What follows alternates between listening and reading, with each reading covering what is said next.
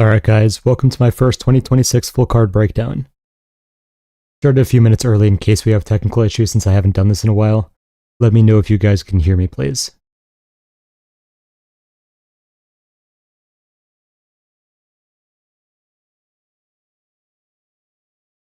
Alright, cool. No technical issues, that's good. Alright, so we'll start with the regular 10 to 15 minutes of questions. This is also the only piece of my content that hasn't really been upgraded visually yet, so I probably will put some effort into doing so after my app is fully live. We're getting close to that. The final beta is in progress.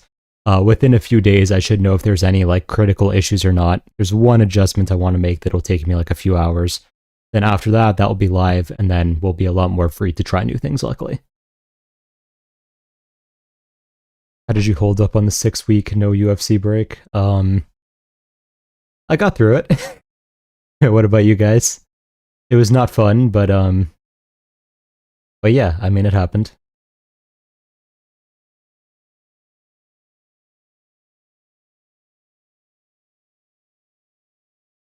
Overall excitement level?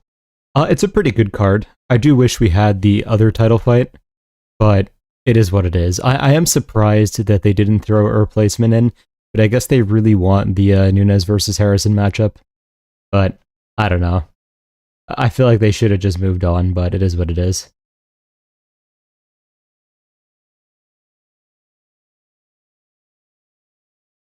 Perez is the only thing that kept me sane. Valid. I've been religiously watching NFL to scratch the UFC itch like a true addict. Same to an extent, honestly.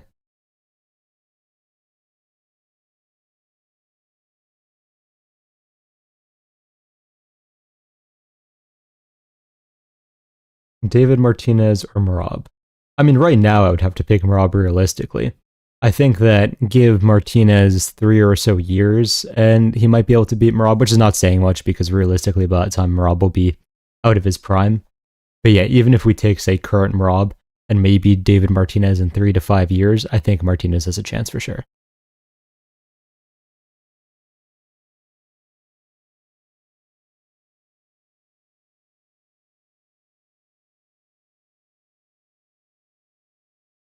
I'm still trying to figure out what visuals exactly would be good to upgrade the stream with. It's a weird question.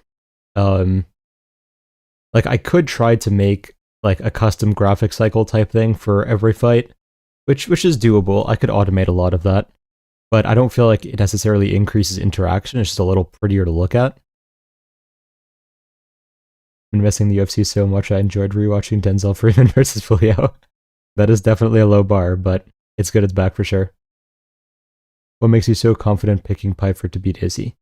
I wouldn't say I'm wildly confident. I mean, it is still Izzy, right? He's still a good fighter for sure. But I do think Piper is part of the new generation and has a lot more potential. I think that he's able to mix things up in a way that Izzy's just not historically good at dealing with. When Izzy was dealing with the full skill set of, say, Imavov, right? Imavov was able to just go back and forth until he caught Adesanya with something. And I feel like this could look very similar, where I would not be surprised if Piper started out wrestling early and then came to the striking in, say, round 2 or even round 3. Why is Figgy such a high underdog?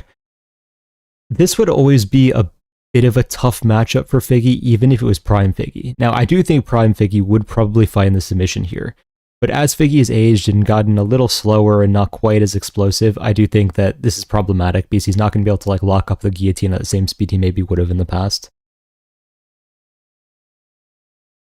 Freeman KO? Maybe. Most anticipated fight for the weekend.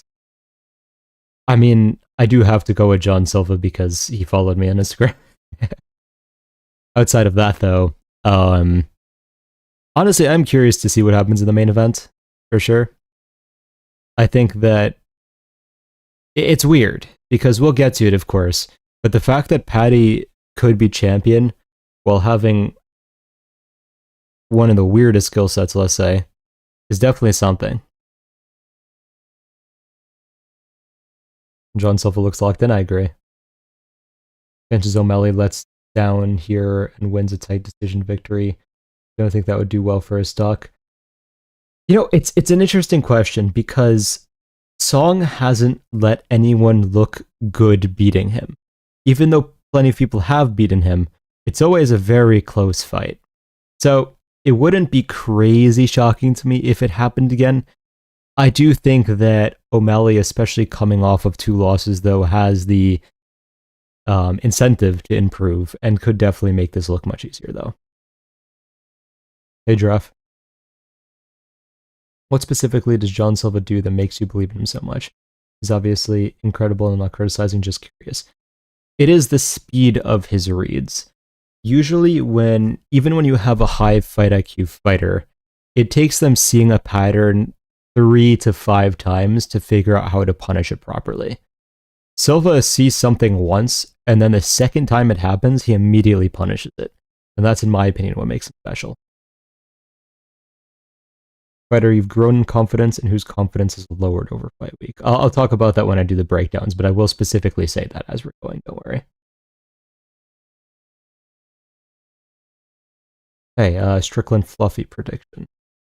Yeah, so I am still going Strickland there most likely. I haven't done tape for it yet, but I do think that Strickland's scrambling ability and the fact that he will be basically the best person on the feet that Fluffy has fought is going to be a problem for him. Tyra or Umar? I would go Tyra. Yosiri Moggs Malik? Very possible. I probably will pick him, though. I still need to do tape, of course.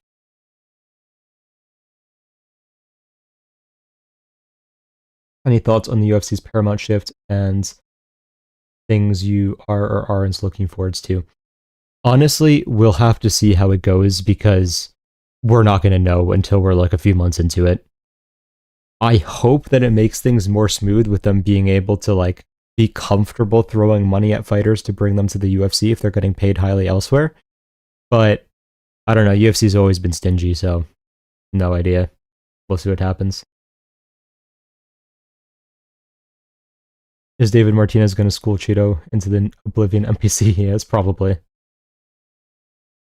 What college football team do you support? I don't really know college football, to be honest. NFL I follow a bit more, but college football not really. What about you?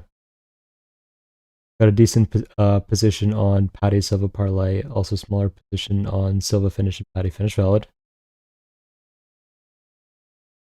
Gonna be a downer, but what fighter archetype beats Jean Silva consistently?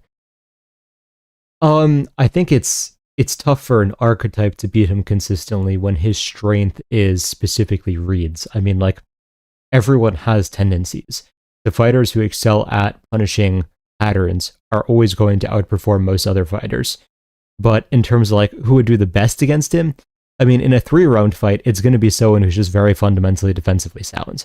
If you don't have that many things you can exploit, even if you don't have crazy offense, well, then you can get away with scraping by with 29-28 decision.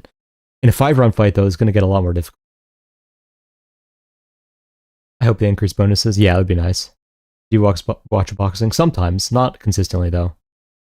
UGA? Okay, I don't know what team that is, to be honest, but nice. Who does Bilal get KO'd by next?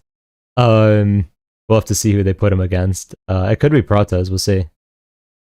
Any thoughts on the Zuffa boxing? Dana seems to be going all out, getting a lot of pushback, though. I mean, Dana's gonna do what Dana does and just focus on anything except UFC. Could it work? Sure. Do I actually have faith in it working when he doesn't want to pay what the top fighters are going to expect? I don't think so. Maybe Zalal? Fair. Ilya or Yuri? Honestly, I'd probably have to lean Ilya. Brendan Allen versus DDP. I got DDP by plot armor. Yeah, DDP should take it. Also, W prediction on the Seahawks. Didn't think they'd get this far. Thank you. Vallejo Styles on Josh Emmett, I presume. Yeah, he should. Are you watching Jason Love versus Adam 22 tomorrow? Probably not. I didn't even know what that was, to be honest. They should make bonuses minimum 75k. I think 100, but I agree. Thoughts on the little verbal exchange between Justin and Daniel Cormier? What was it? I don't Not sure what happened there. Ilya or Alex Pereira? I think that Alex is, again, a little bit more defensively sound than Yuri, so it's harder for Ilya if Alex can keep range with the jab. I do think that there is a path to victory for Ilya.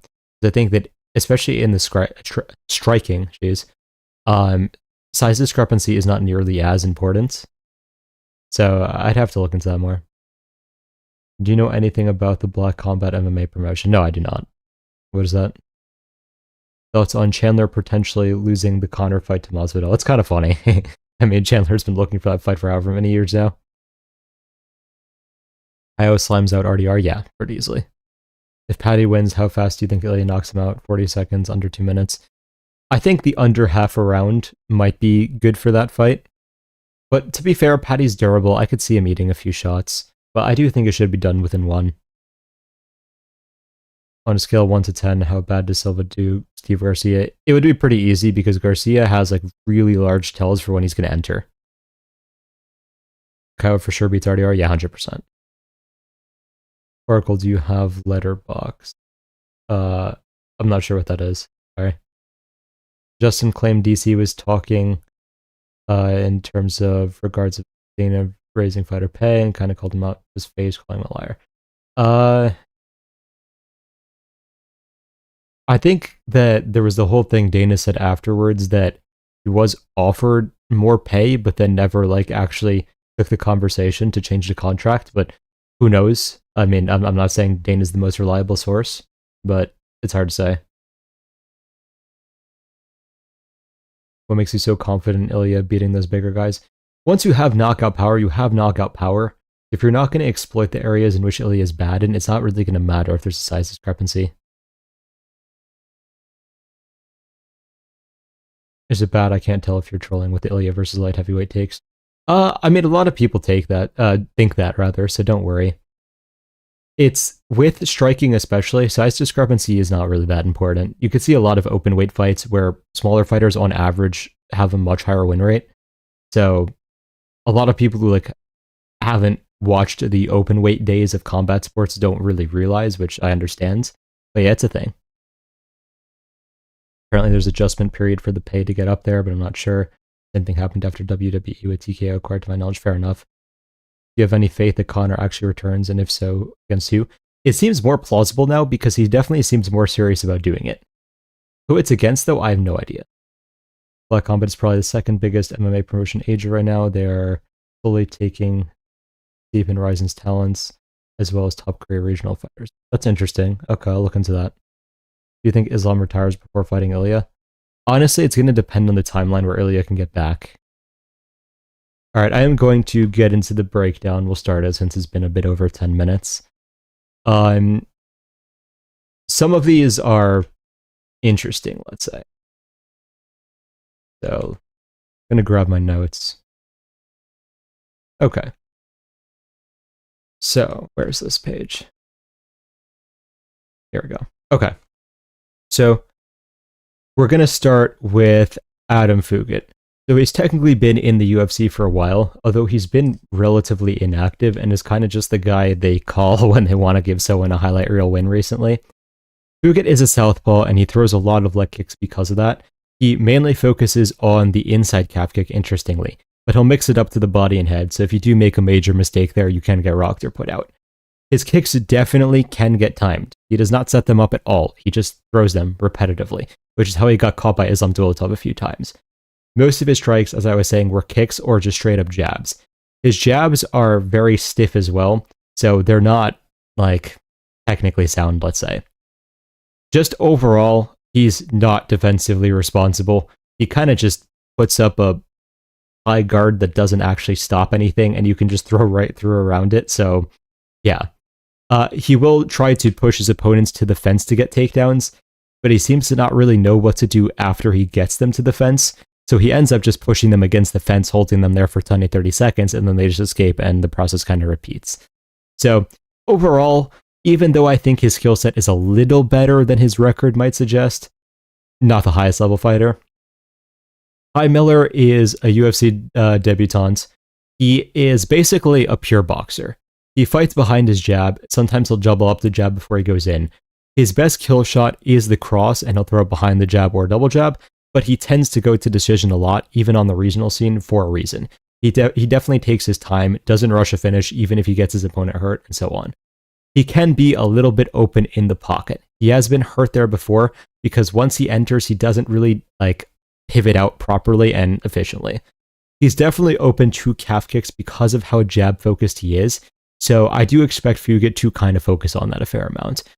He can get held against the fence and does not have the best takedown defense, but he's good at getting up and scrambling out, so I don't think that's going to be the biggest problem for him here, even though Fugitt is pretty wrestling focused. His defense is mainly high guard focused, but it's a much better high guard than Fugitt's, and he will use a bit of head movement to get around shots.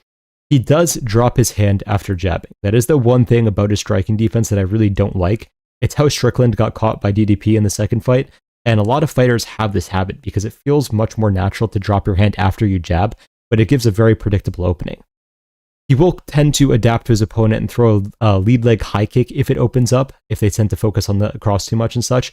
And if you get into the clinch, he's just going to try to basically blast knees. As the odds would suggest, Miller's like a 4.5 to 1 favorite, so obviously I am picking him.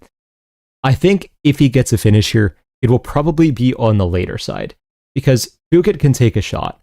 So I do think that even though Miller will be landing cleanly, it might be round 2, 3 before he's able to actually do enough damage to get a finish. So I am going to say round 3 TKO for Miller. All right, moving on to Ricky Turcios versus Cameron Smotherman. So starting with Ricky Turcios. Turcios is a very high volume striker. He throws a lot of kicks to all targets. He will switch stances to basically change where he can target with his kicks. He fights a little bit hunched over, which is weird because it makes his defense bad, because he's basically putting himself right where his opponent can punch. But at the same time, it does help him, I guess, keep the pressure up, because it always feels like he's moving towards you even if he isn't. He will kind of just dive on a leg if he needs to change things up. And if he does get you to the ground, he will try to jump on your back, like literally. He doesn't even really set up the back takes. He will just go for it and hope he ends up in the correct position. He definitely can fall off or end up in dominant position depending on his opponent's scrambling ability and such. He is open to pretty much everything because of how he stands and like how much pressure he tries to just blindly force on his opponent. But especially to calf kicks. You can kind of just blast the calf kick and he doesn't really do anything about it. If he's going to win a fight, it is going to be on pace, not technique. His technique is worse than pretty much all of his opponents, but when you throw as many strikes as he does, and especially kicks to like just constantly changing targets, it can overwhelm people. Smotherman is basically a traditional boxer with just other random stuff added in. His boxing combos are very clean. His defense is alright, but it definitely feels like he has like the big gloves boxing style defense, where he's just holding his hands in a place, whereas if he had big gloves, it would stop the strike, but it doesn't because he doesn't have the big gloves. So it can be a problem, and he does get caught by larger strikes than he should, as we saw in his Contender Series fight, where he got knocked out by a very low-level fighter. His activity is extremely low at times, which has cost him multiple fights, because there are fights where he was definitely the better technical striker, but he just didn't do enough and lost because of that. He has gotten held against the fence and or taken down multiple times, and it has cost him at least 2 or 3 fights now. So that is definitely something that Turcios is going to try to exploit here. This is a tough fight to predict because we're basically like, neither is the highest level. Let's just start with that. And then Turcios, we know, is at least going to fight and at least going to try. Smotherman is better, but we don't know how much he's actually going to throw. So I am going to very, very mildly favor the fighter who we know is actually going to fight in Turcios and say he wins a very close decision. But yeah, let's not put that much stock into that. We'll see what happens with both of these fighters. And honestly, I'm not sure that either of them should be in the UFC at this point.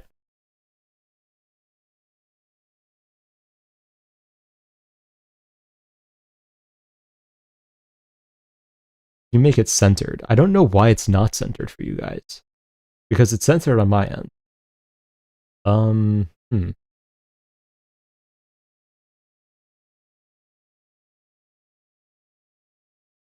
Yeah, that is very strange. Alright, give me a second. Let me see if I can fix this.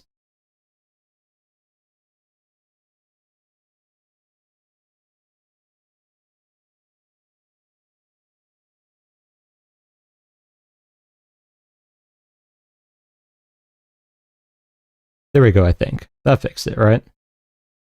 Okay. Okay, moving on. So, Hokit versus Freeman. So, starting with Hokit. So, Hokit is definitely one of the more athletic heavyweights. He's extremely fast, but he is a bit undersized for the weight class. And honestly, I do think he could make 205 if he tried to. He is very committed to the wrestling, and he tends to make it work with his speed advantage. He does have reasonable wrestling credentials as well, so he's not someone who's just like, is making it work purely because heavyweights suck at wrestling. On the ground, though, he does not know how to maintain position or advance at all well. He has wrestling, he does not have grappling, let's put it that way. On the feet, his defense is atrocious, right? He kind of just runs around and then shoots takedowns. He's very fast and he has power on the feet, so he definitely can still put people out, but it's really just with slinging hooks. So even though like his last fight on paper looked impressive, if you look at how he got the knockout, he was just like winging shots and praying something landed. He also has a massive weakness to calf kicks. He got hurt pretty badly by a singular calf kick in his last fight, and even if you look at his fights before that, he's gotten hurt by calf kicks multiple times. So Hokit's one of these guys who's had results that I feel like exceed his actual skill set and have inflated people's opinion of him because of that. Freeman is mainly a wrestler as well, although he does have power on the feet. He has a wide range of takedowns. He has a Greco-Roman background, so he will use a lot of lat drops and stuff like that, but he can shoot regular, traditional double legs, single legs, and so on. He is on the more athletic side for a heavyweight as well, though not quite as much as Hokit, I would say. On the ground, Freeman is significantly better at grappling than Hokit is. He has a wide range of submissions. He will go for darces and stuff like that, which you don't see often at heavyweight, and he has much better transitions.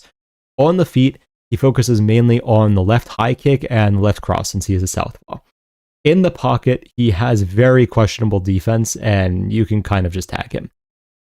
This is another very close to 50-50 fight in my opinion. I'm going to say I think Hokit will be fast enough in the pocket that he can catch and finish Freeman, but I also wouldn't be shocked if Freeman just got like a head kick knockout here, because Hokit is throwing from his hips when he throws, which leaves it wide open to say the least to just get hit in the head and flatlined. So Hokit first round TKO tentatively, but we'll see what happens here. I'm not going to be sold on these guys until they show a little bit more.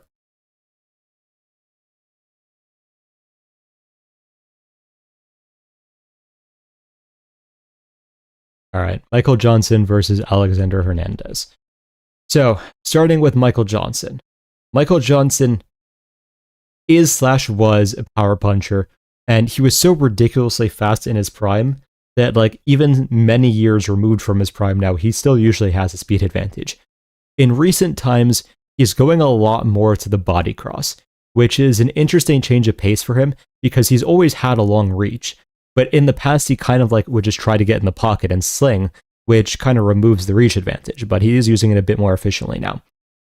His biggest strength historically has been finding the shot in the pocket.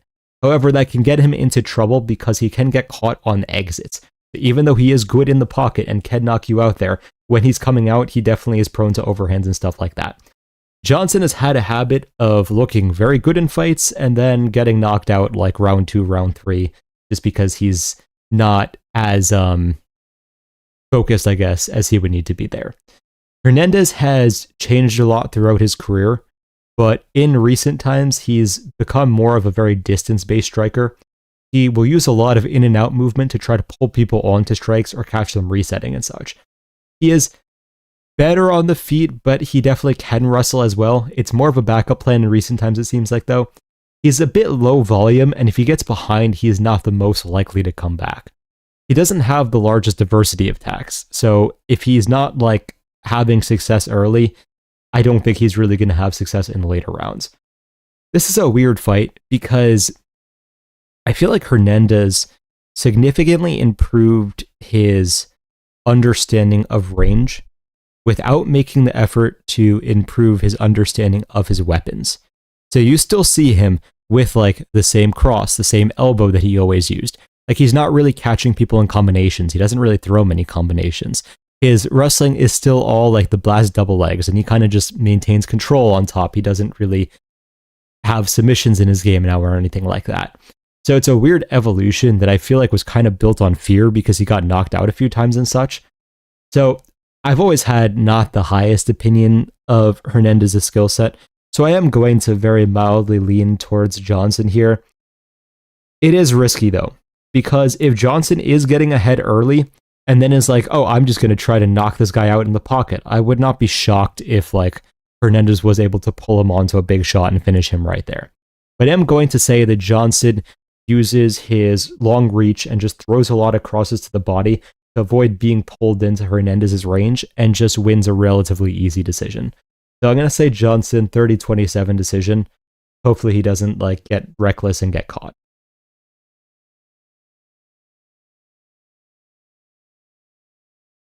All right, Alex Perez versus Charles Johnson. So starting with Alex Perez. Perez is a surprisingly well-rounded fighter.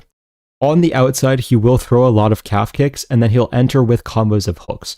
He doesn't really throw like jabs, crosses, and so on. It is just, is he throwing one hook at a time, or is he throwing 3 to 5 hooks at a time? His takedown defense is extremely good, which has gotten fighters like Mokaev into trouble and such. His ability to get back to his feet is solid as well. The biggest problem, of course, for him is that he is submission prone, so when he is getting up or when he's defending a takedown and such, he definitely can get locked up in a submission.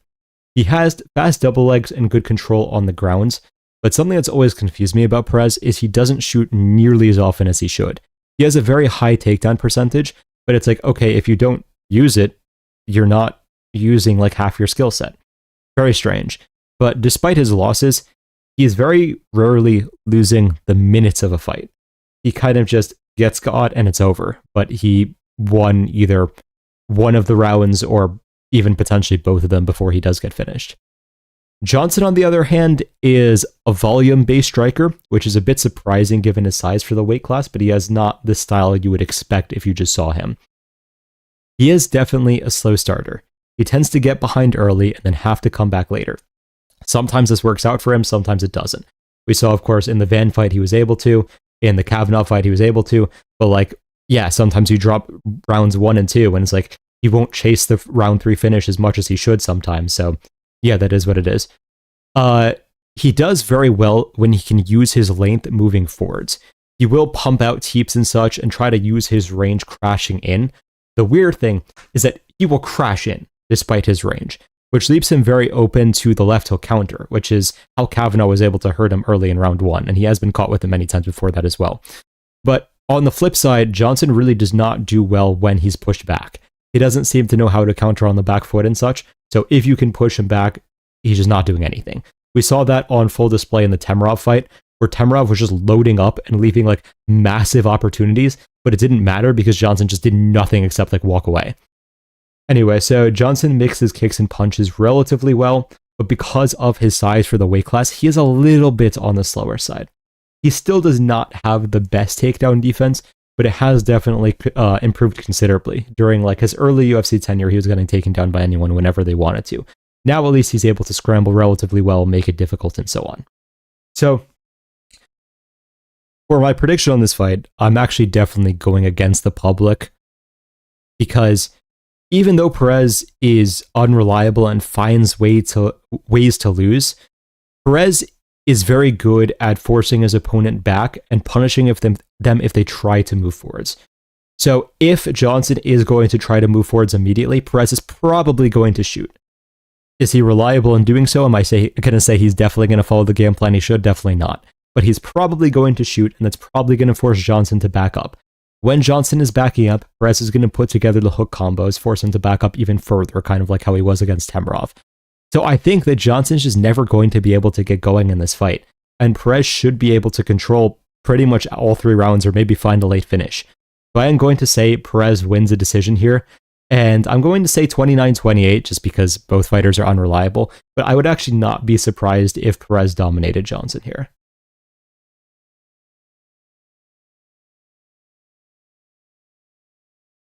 All right, that's the end of the early prelim, so I'll look through your guys' questions a bit.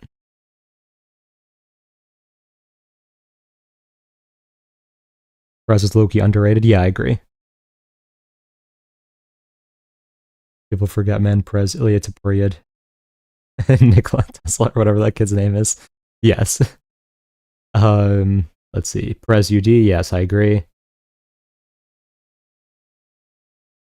Charles Johnson versus Michael Johnson prediction. I'd go with Michael Johnson. I think Perez will win via KO. It's definitely possible. Vallejos or Movzar. I'd lean Movzar right now. Charles Johnson KO. It's possible, but I don't think it's likely. I mean, yeah, Perez does find ways to lose. I get that. I just don't have the highest opinion of Charles Johnson's skill set, because not being able to strike on the back foot and being pushed back so easily leaves like such a massive hole. Charles Johnson has the most bizarre haircut in the UFC. Got a reverse fade. Yeah, it's strange. All right, moving on to the prelims. Okay, so someone asked initially, what is the fight that you've gotten less and less confident out throughout the week? Definitely this fight. I think this fight is a near coin flip now, but I'll get to that in a second. So starting with Modestas, he has a relatively diverse skill set, but he really likes pocket boxing.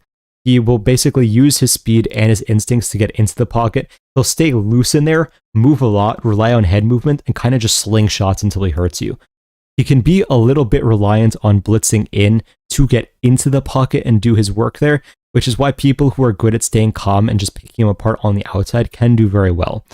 He does have good takedown defense in the UFC, but we have seen prior to the UFC on the regional scene, when he's on the ground, he has questionable awareness there. So if Krylov is able to get a takedown, it may be trouble for him. Moving on to Krylov. Krylov is very difficult to break down because I don't think he is who he was in his prime. And it's hard to say for sure. This is going to be the fight that kind of determines that. But I haven't seen what we used to see out of him in his last two.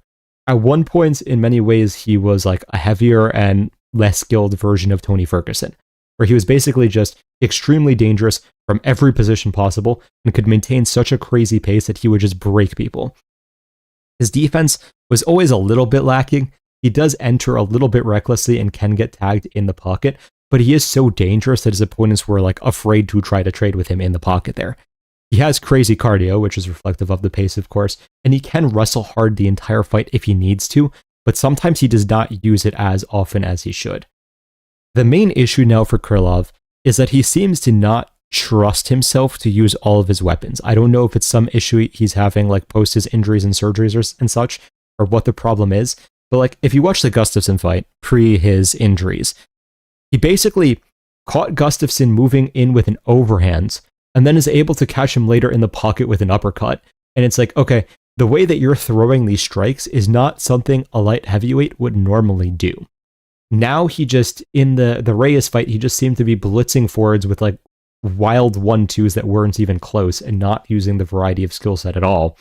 And in the Bukauskas fight, I don't even know what he was doing. So this is a tough fight to predict in my opinion, because skill for skill, Krylov should win. I mean, Krylov definitely has the more diverse skill set. Krylov should hypothetically be able to use grappling to even just set up the hands if the grappling doesn't work, and then catch Modestas and put him out that way. But because of what we've seen over the last two fights for Krylov, I have to, technically speaking, pick Modestas by TKO. Still pure coin flip in my opinion. I would not be shocked if Krylov was able to take him down and sub him. I would not be shocked if Krylov was able to just knock him out in the pocket, because Krylov, despite getting knocked out in his last two, I do think is relatively durable.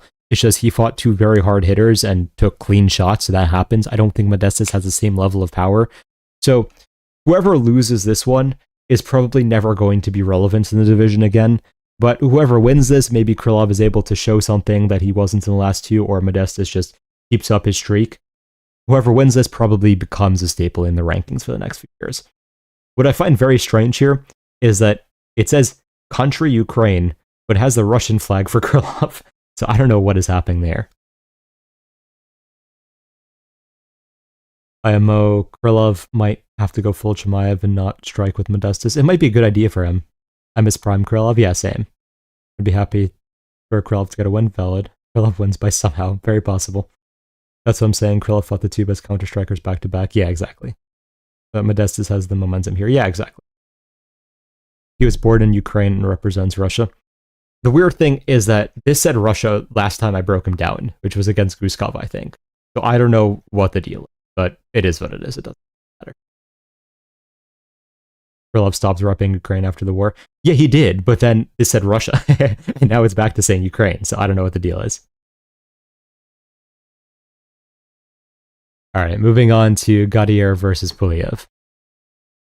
So, we'll start with Pulev, since everyone knows Gaethje a little bit more. Pulev is mostly a kickboxer. He will shoot takedowns just to mix things up, especially if he's not having success, but he wants to strike. He has a very disciplined approach, and he throws in a very clean manner. He's a southpaw. He uses the left kick a lot, especially to the body, but he will use the body setup to land it to the head. He'll sit down on the cross as well. Besides that, though, he doesn't have the largest diversity of weapons, and honestly, he does not have the most finishing power outside of, say, a head kick. He really needs the accumulation, and the accumulation can occur, but usually his wins will go a little bit longer anyways. His stance is surprisingly narrow for his style. You would think that for how he fights, more of a karate stance would be better, but he kind of stands in a bit of a Muay Thai stance, which makes it very difficult for him to react defensively. And given his lack of weapons besides the cross and the head kick, it's kind of like, okay, you're just asking to be blitzed at that point, because you can't do anything to defend it.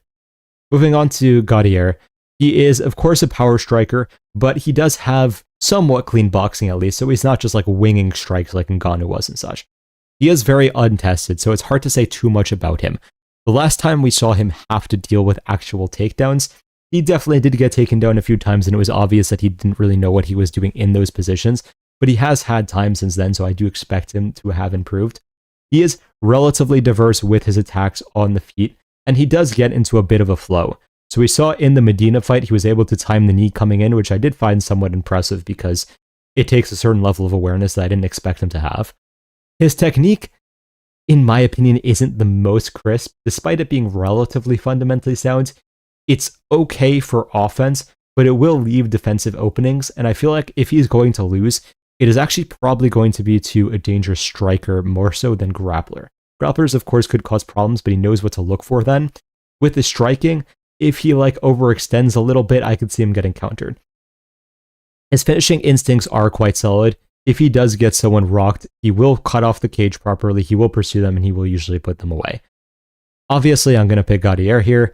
I think he gets this done very quickly.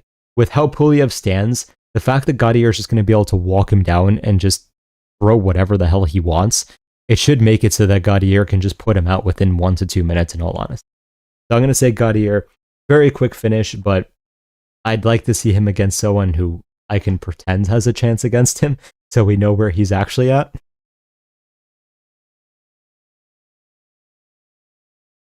Audubon versus Piper? Yeah, I'd pick Piper. So, Umar versus Figueiredo. This is another fight where it's like, okay, Umar's minus 1400. I guess there weren't that many good options to fight Umar, so it is what it is. But we will start with Umar.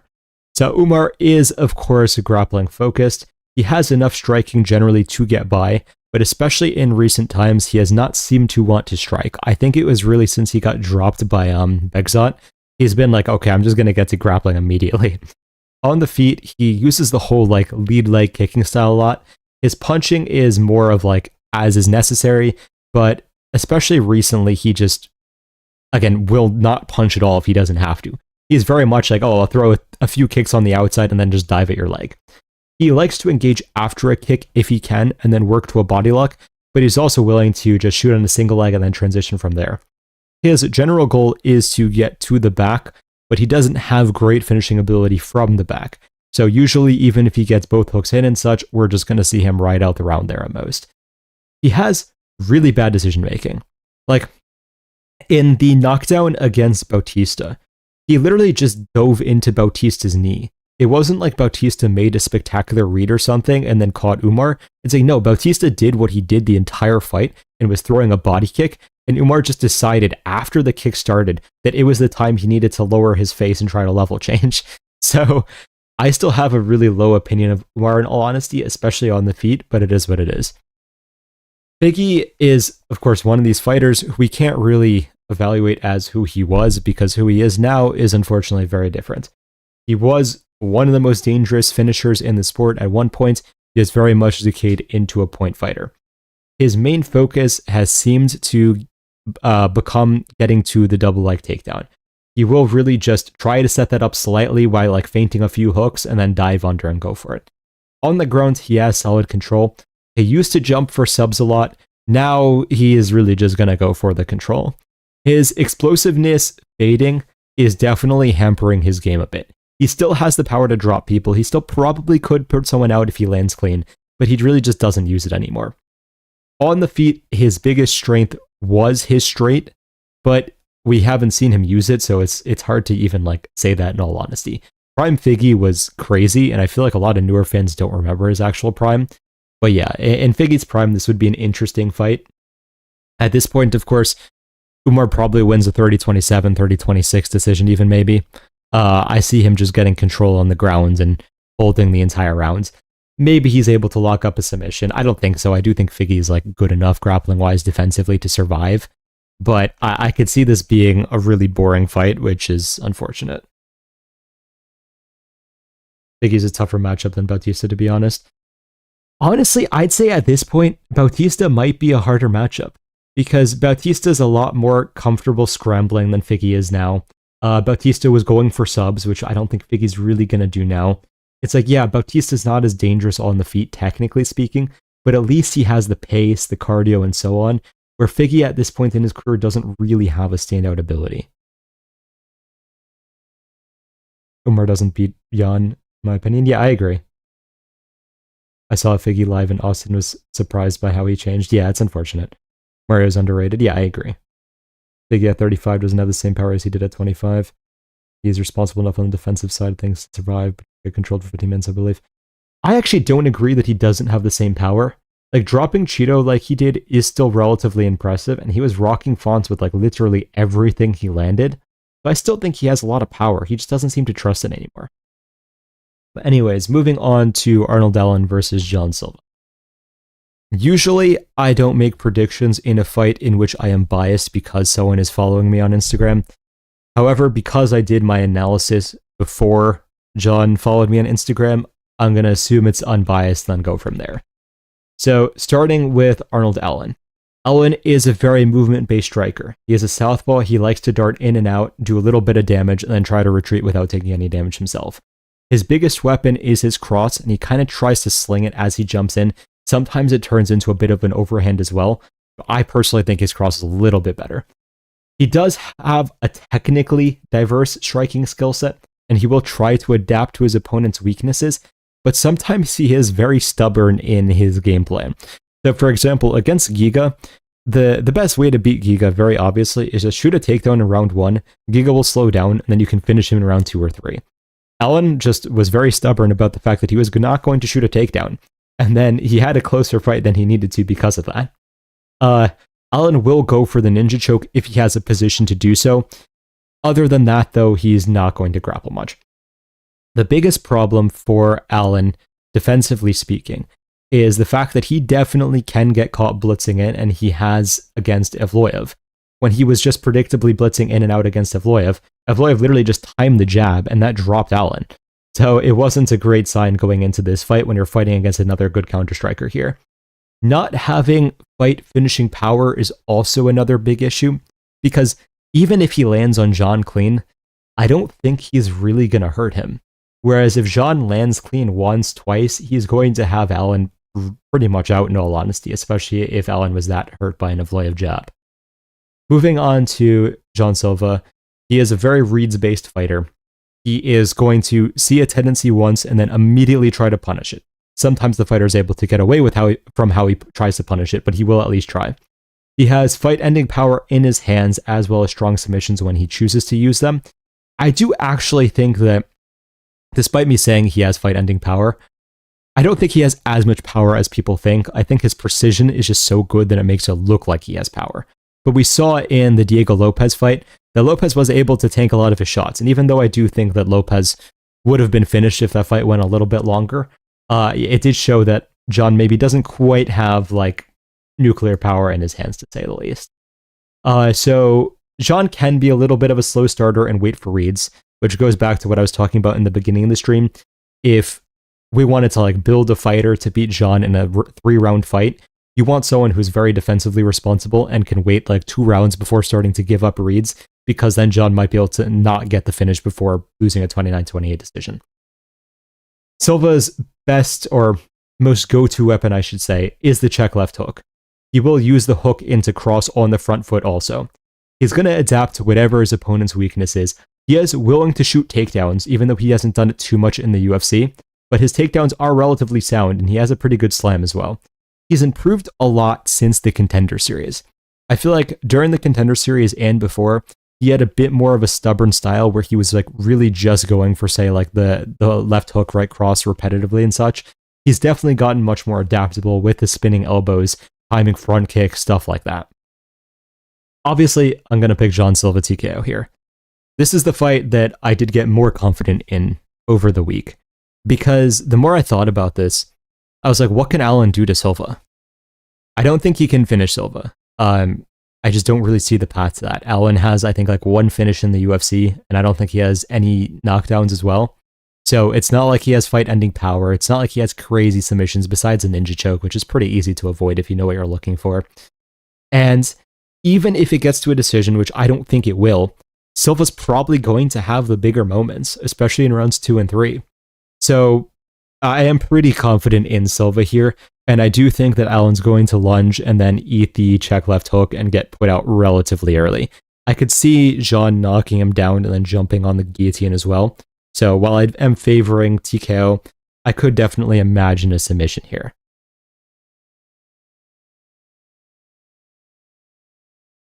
How confident are you in Jean? I would say like around 85%.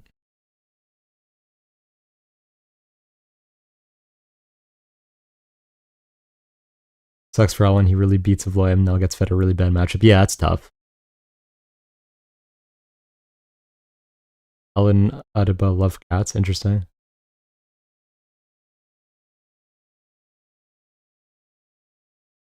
Jean was so emotional in the Lopez fight and it costed him, made a lot of mistakes he doesn't make in other fights. Yeah, I agree. He definitely rushed the finish. He could have just waited and probably gotten a finish around 3 or 4. Wish Allen didn't have to fight Jean. Yeah, I agree. Allen's a fun fighter. It's unfortunate for him that they're just like sacrificing him at this point, basically. All right, moving on to Natalia Silva versus Rose Namajunas. So starting with Natalia Silva. Natalia is a footwork and movement-based striker. She uses a lot of feints. She'll flick her hips a lot to hide when she's going to actually kick, which is something that you don't see many UFC fighters do.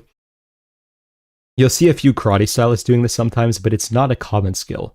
She will circle relatively well, and of course she usually has the better footwork than her opponent, which makes her be able to evade relatively efficiently.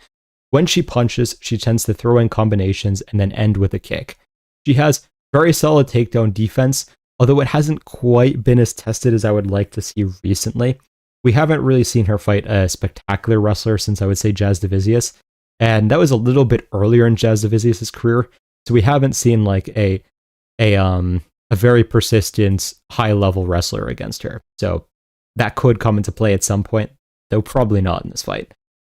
Moving on to Rose. Rose is a very well-rounded fighter, and she does carry surprising amounts of power at times. Though in some fights it will seem like she just doesn't have any at all. It's a very weird dichotomy.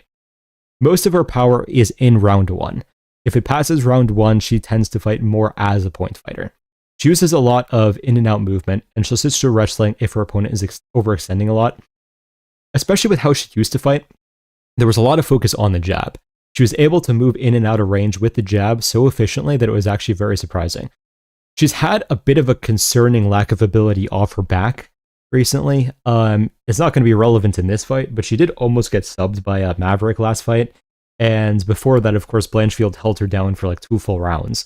So, not that Natalia Silva is going to wrestle most likely, but it definitely could be a problem for Rose in the future. I am going to pick Natalia Silva by decision, but I will say I'm not as confident in this fight as a lot of other people are. The reason for that is that the way that Natalia Silva fights, she wants you to be either walking at her or standing in place. That lets her set up her kicks, that lets her throw her longer combinations, and so on. Rose doesn't really do that. She tends to, again, move in and out of range so consistently that it could make it harder for Natalia Silva to kick. There is a world here where Rose just has a game plan where she's just going to jab and move for 15 minutes, and she could actually edge this decision. Do I think it's going to happen? No. Natalia is younger, I believe. I do think she has more potential growth in her career as well. But I wouldn't say that Natalia is like minus 450 or whatever the odds are here. I would say that Rose definitely has a better chance than that. So I'm going to say 29-28 decision for Natalia Silva, but I think that minus 400 is a little bit crazy.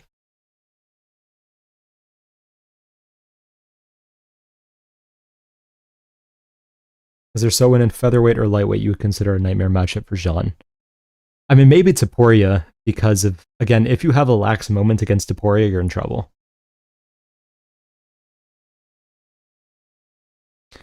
Natalia Silva or Shevchenko? I'd probably lean Natalia Silva, but I'm not confident because Shevchenko definitely could just get a takedown and hold her there for like 1 or 2 full rounds.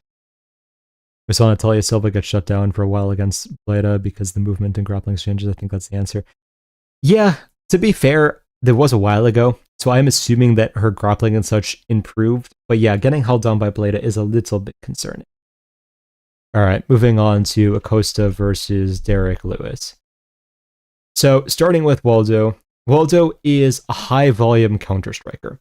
He throws a lot more calf kicks than most heavyweights do, especially since he lost a fight due to calf kicks earlier in his career in the UFC. He does tend to take his time early and let his opponent overextend into counterhook. When he's moving forwards, generally speaking, his best weapon is his overhand, but sometimes he will throw a longer combo and catch people in that. He does have wrestling in his back pocket. He doesn't really use it, but in terms of his defensive wrestling, that is a pretty crazy metric. Spivak had a lot of good entries against Waldo and just wasn't able to do anything with them. So I do think that in terms of like anti-wrestling in the division, he might unironically be the best. Derrick Lewis is, of course, a power puncher. He is very slow, so he kind of needs his opponents to be standing still in order to land. Otherwise, he's just going to wait repetitively. He is very focused on the overhand. He will throw the switch kick to the head at range, but like everything he does is just to throw you off so he can land the overhand.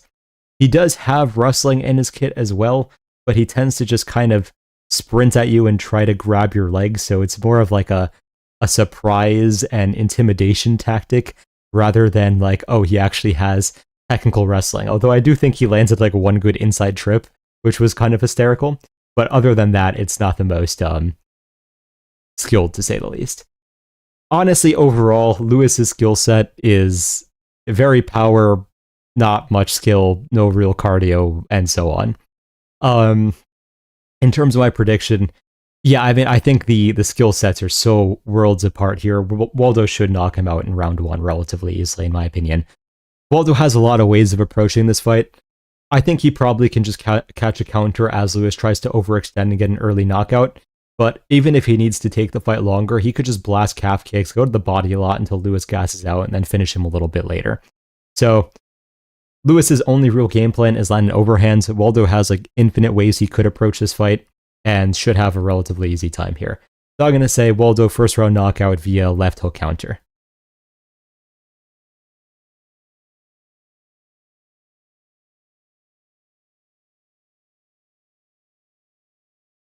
All right, moving on to Sean O'Malley versus Song Yadong. So starting with O'Malley. Technically speaking, he fights like a sniper, but he's still able to put up a solid amount of volume and switch to more of a point fighting style when it's necessary. He did this against Jan, and in round 3, he was not going for a finish at all. He was like, okay, let me just win this round and hope I banked round 1.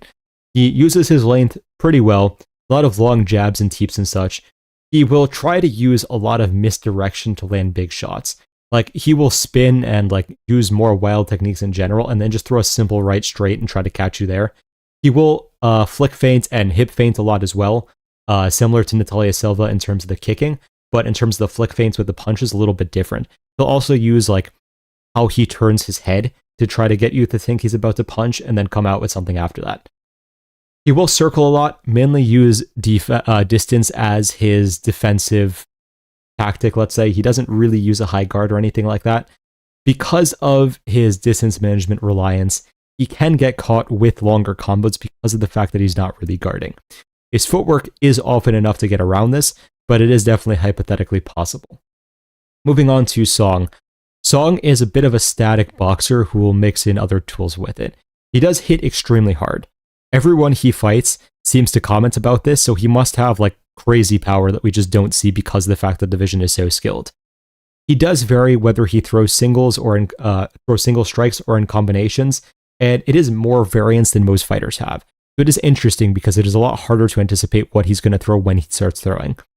Because of how stationary he is, you can pick at him a bit at range, and you kind of just can move around in circle and repeat. His wrestling is mainly double legs. No real crazy skill on top. He'll just kind of try to hold you there, land a bit of ground and pound, and so on. His takedown defense is solid, though of course probably not too relevant in this fight. I don't think O'Malley is going to shoot unless he just wants to make some weird statement with that. With how static Song is, I think O'Malley should be able to use his movement to either outpoint or just run around until he's able to like land a head kick and finish Song. So I'm going to say O'Malley TKO. Between TKO and decision, I'm really not confident, to say the least, but I think that he's going to get enough accumulation damage that he's able to land a big shot. So it's just, I don't think that Song is going to be able to cover distance effectively. And I think if he can't cover distance effectively here, he's just asking to eat damage until O'Malley's able to find something big enough. So yeah, O'Malley, I'm going to guess late round 2 TKO. Song has been KO'd before, fair, yeah. He said he was going to wrestle and embed it, has a blockhead too. Don't see him getting KO'd. We'll see.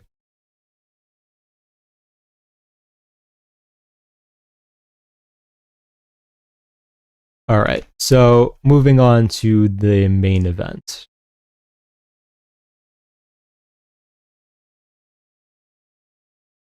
So Paddy versus Gaethje is a weird fight. I don't feel like this should have been an interim title fight because of the fact that now Topuria is probably coming back in like 2 or 3 months. And if he's coming back in 2 or 3 months, this was just stupid. Like, this should have just been a number one contenders fight, but it is what it is. All right, starting with Gaethje. Gaethje is kind of the whole educated brawler approach, with the educated part being a little bit inconsistent, to say the least. He will throw very hard calf kicks on the outside. When he works behind his jab, he can have more technical success, but he seems to get bored of that and then go back to brawling within a few minutes, so he's not very good at staying disciplined in that sense. He has very good dirty boxing in the pocket and has dropped multiple fighters with an uppercut.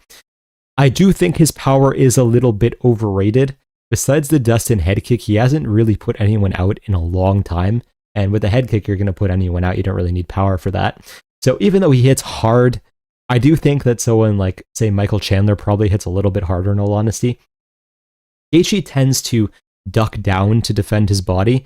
I think he started doing that after he got hurt to the body badly in his first 2 UFC his second and his third UFC fight, I should say. So it could make a weird like moment where he's literally just like hunching over and bringing his arms all the way down, which is why some fighters have tried to start timing knees against that. And someone's going to exploit it at some points. I think even a head kick potentially after like baiting to the body could work there. Moving on to Paddy. Paddy is a high-level grappler, but without spectacular wrestling to necessarily make it work. He also throws a lot of calf kicks on the outside to get his opponent to engage recklessly, and then tries to exploit that reckless aggression. When he throws calf kicks, he definitely does leave his chin up in the air and open for the overhand. Chandler did exploit that once.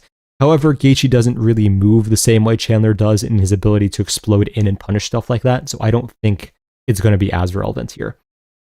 Paddy has adjusted to not really taking risks. He will wait for his opponent to make mistakes, and then always fight in a range and position which his opponent is weaker than him. So basically, for example, if Chandler always likes to strike moving forwards, so he just would not strike with Chandler when Chandler was moving forwards. He would just sling strikes that made Chandler move backwards, or just calf kick and move around. He did a similar thing to Bobby Green, of course, where he just calf kicked until Bobby tripped and then landed in submission. Initially, I was very 50-50 on this fight because of the fact that Paddy is just skill for skill, a little bit questionable to say the least. I do think the reality here, though, is that Gaethje is just immensely stupid. Like, he finds ways to lose fights, and he always throws himself off balance. His calf kicks, basically, like, tripping himself, is actually wild, and I could see him trying to use his calf kicks early here, Paddy just shoving him over and then finding an early submission. So I feel like Paddy has the much easier path to victory. Not that Justin can't win, but Paddy just has to wait for Justin to make a mistake, and he's going to make a mistake, and then just exploit it and sub him. So I'm going to say Paddy submission round 1 in all honesty, because I do think that Gaethje is going to come out fast and make a mistake very quickly. So we did get through these predictions very quickly. We'll see how the card is. Hopefully it is high quality after this long break. Do you think Paddy's judo will have an effect on this matchup? It's possible if they get into the clinch. I just don't really see a clinch really happening here. Paddy's stand-up reminds me of Shavkat's. It's kind of a worse version of it, yeah. Either of these guys should be called champion, to be honest. I agree. I think Gaethje is a little old, sadly, and I think Paddy will catch him in a sub. Yeah, for sure.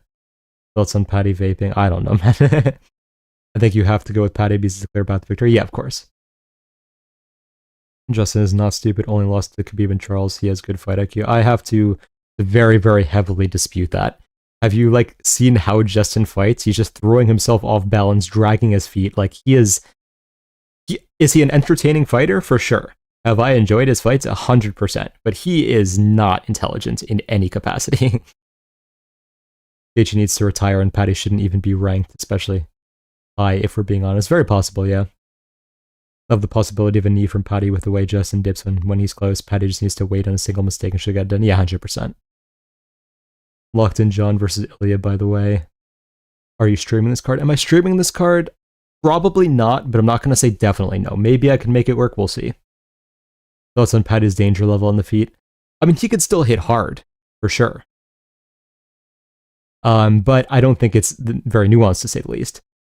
You went through predictions too quickly. I just joined. All right, I'll recap quickly. Glad to see you're back, though. Thank you. All right, so let's recap quickly all the predictions here. Miller by late TKO, Turcios by decision, Hokit by TKO, Johnson by decision, Perez by decision, Modestas TKO, Gaethje TKO, Umar decision, Allen TKO, Silva decision, Acosta TKO, O'Malley TKO, and Paddy submission. If you guys are betting this card, of course, the link to my betting service is in the description for this video. We did ridiculously well last year, and I feel like I've gotten much better at betting, so I think this year is going to be even better. So I do have to calculate our final total for the end of the year, but I do believe we were up over 250 units last year. And we hit 2 of the lottery parlays as well. So we hit one like plus 30,000 parlay and one like plus 25,000 parlay. I want to see how many of those we can manage this year. So link is in the description for that. Always feel free to ask me questions about the service.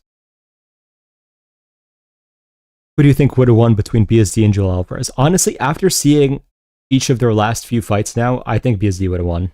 I was going to pick Alvarez at the time, but I do think I would have been wrong. Paddy says he is harder than Charles. Reality check incoming. Justin's going to come out slow and break him over 4 rounds, not reckless. I mean, when has Justin not been reckless, though? I don't think Paddy hits harder than Charles. I agree with you there. But Justin's just not that good. Perez decision, yes.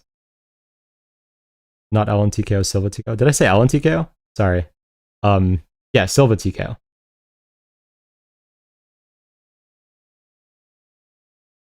Gaethje's takedown and sub-defense is overrated. Khabib could have subbed him in that first round. Yeah, I agree there as well.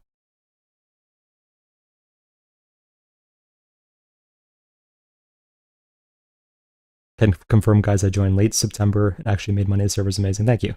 Yeah, I picked Jean TKO. My bad if I said Silva. Sorry, if I said Allen. Jeez. Loki, think people are forgetting who Strickland is. I think he outclasses Fluffy on the feet. Thoughts? I agree with you. Thoughts on Miller versus Fugitt over 1.5 and minus 175? I think it's likely. I'm probably not going to take it just because I don't know if I want to bet on a 40-year-old to survive, but I definitely get the logic. Paddy said he wants to strike with Justin. I'm just a bit concerned. See, I think that Paddy's just playing a bit of a mind game there. I think he's going to grapple. When as Justin came out and threw his life away round 1, though, Charles and Khabib, who are forcing a fight, everyone else he fought pretty composed. I mean, let's look at Justin's record here. So, Michael Johnson, they decided that they each wanted to die in round 1 and just threw like wild without like any regard for defense whatsoever. Same thing in this fight. Same thing in this fight. This fight was over quickly, so it's hard to say. Barboza fight, he was throwing like wild as well. He threw himself off balance multiple times.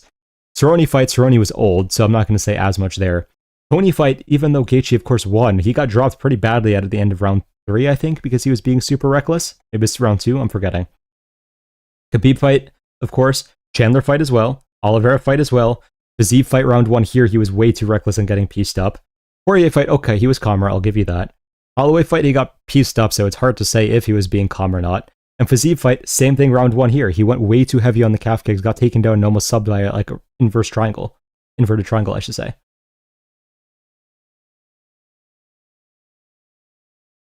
His interim should have been Holloway versus Arman. I mean, it's hard to do Holloway, but I get your logic, yeah. My bad, I came back late. Can you go over main card picks? Sure, I'll do this one more time, and I will hopefully not misspeak again. So, Miller by late TKO. Turcios by decision. Hokit by TKO. Johnson decision. Perez decision. Modestas TKO. Gaethje TKO. Umar decision. Jean Silva TKO. Natalia Silva decision. Acosta TKO. O'Malley TKO.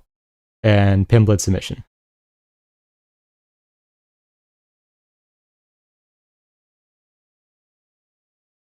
How would Prime Krylov do against current light heavyweights? I think he would beat a lot of them. I think he could still be top 5, honestly. Those were all fights where his opponents forced a high pace. If that's every fight, then it's not just his opponents. Tony versus Max, Prime versus Prime. It's a tough one. I'm not sure, honestly. I might lean Tony, but I wouldn't be surprised either way. Do you think Charles deserves to fight for the BMF belt with his history of quitting? I mean, again, Charles got into the UFC very young, and I also think the quote-unquote history of him quitting is a little bit overblown. Like, I think that when he was cutting to 145, his durability was just not there. So I don't think he actually quit. I think he just like got hit by things and could not take it at all. Do you think Hokit might get sneakily fraud checked? I do think it's very possible. I am not putting anything on Hokit, I will tell you that much. I think the leg kicks will be the end of Justin. If Fiziev is taking advantage of those leg kicks, get a takedown, you better believe Paddy is. Yeah, I agree. Oracle, do you see Ozzy Diaz versus Gaethje rebooked next? I think if Gaethje highlights Pulev, there's just no point in doing an Ozzy Diaz fight. It might be, but I hope not. When you don't force a high pace on Justin, starts slow and accumulates damage, but when has that ever happened? Tony versus Arman? I think Tony would have won because Arman gasses in the later rounds. Tony probably would have broken him, finish him round 3 or 4.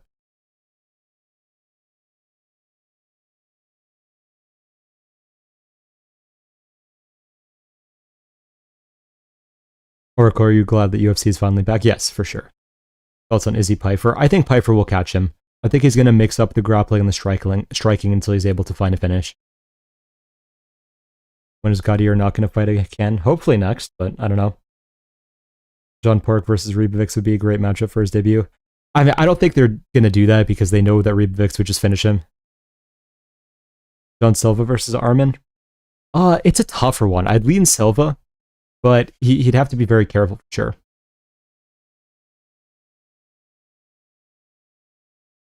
Oracle, do you think Gaethje has a good future? Will get fraud checked and not go too far? I know it's pretty hard to say. What do you think? He's young enough that I think he has a solid future. I do think there's a solid chance he gets fraud checked at some point, but I think that he will recover, get better, and then still potentially fight for the belt at some point. What are your most anticipated fights in 2026? Hopefully, Ilya Islam, late 2026. If Paddy has suspect cardio in rounds 4 to 5, just in my chin him if he fights. Spartan has good defense with the grappling. So Paddy has gone a reasonably paced 5 rounds before. I know he did gas against Tony. I just don't expect to see that again.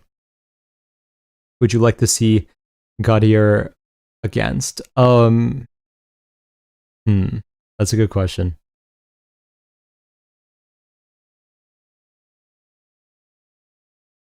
Just give him like RDR. Franco is so overrated, not gonna lie. Yeah, I agree.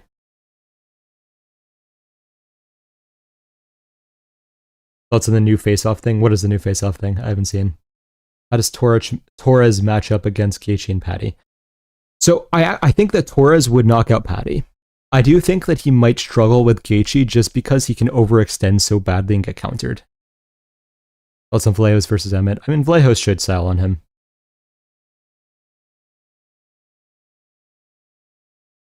Torres is probably the only lightweight more reckless than Gaethje. Yeah, valid. John versus Prime Tony. Tough one. I'd mildly lean John, but I could see Tony taking it for sure. Gaethje versus Vittori. Yeah, perfect. Yes, good, exactly. You're right. Chanko would probably lose to Dariush, man. His stance is so narrow and straight that it's open to get him taken down so easily. Yeah, Chanko would lose to most people. That's on Welterweight. I mean, I love watching him fight. He's made me a good amount of money, so I enjoy that. He needs to get a little bit more measured in how he throws strikes if he wants to go much further, though. On CLD versus Gaethje, yeah, I would pick CLD.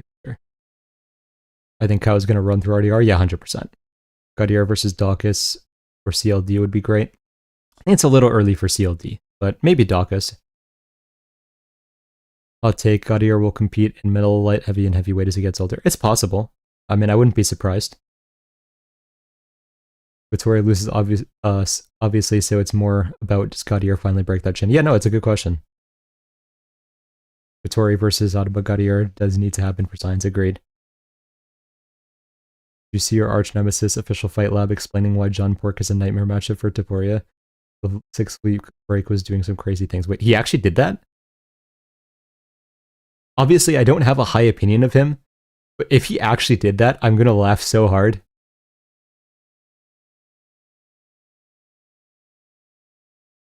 Who beats John in your eyes? 135 to 155 fighters. Again, I think Topuria is a pretty rough matchup for him, but outside of Topuria, who I still think is beatable for him, I don't think anyone does. The new face-offs are doing like a 360 cameras for pictures. Looks like new marketing, Paramount Plus instead of the mid ads we got before. I mean, if it looks better, fair enough. Thoughts on DDP versus Ellen? I think DDP is just better, honestly. I do think Ellen is super underrated, so I wouldn't be surprised if he got it a little bit close, but I think DDP will win. Pop versus Van, who you got? Okay, so initially I was thinking maybe Cop, but thinking about it a little bit more, against styles like Van, Cop does struggle, so I'm going to lean Van.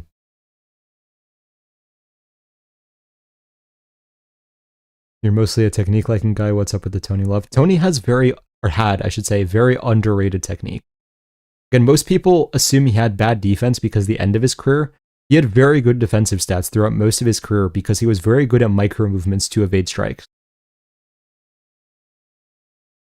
I'm suspect on Kaio because his gym hasn't gotten any good grapplers in it, but I liked how he fought Jared. I mean, he'll bring them in if he needs to, I'm sure. CLD be ranked within the top 5 at some point in his career. He's so good. Yes, he just needs to stop spinning so much. Rob beats John too. Possible, for sure. I mean, I think that Jean in a year or two will be able to deal with Marab easily, but like, are we talking about today, Jean? Maybe. I think the Topuria comparison thing was engagement bait. Oh, okay. I mean, that's still bad, but like, at least, hopefully he's not that stupid. How long until Fatima gets the belt? Year or two? I'm hoping December this year. Locked in Jean versus Topuria. I think Jean could definitely win. It's a tough fight for sure, though. Who should Alexander Topuria fight next? I would say if Figgy loses this one and doesn't want to retire, give him Figgy. How do you feel about Louis Jourdain? I think he's actually quite good. He's very technically sound. I think he's going to go very far. Bro, I bet on O'Malley decision. Am I screwed? I mean, it could still definitely hit. I'm not very confident between TKO and decision. You see Derrick Lewis got arrested? I saw, yeah, what's his name? Rosenstrike, yeah. Official Fight Lab posted a short called Shanko the one to beat Ilya Topuria. That's wild. Can we react to Kenny? I don't even know how to say the last name. Breakdown. For the main event? We could do that. If it's a main event breakdown.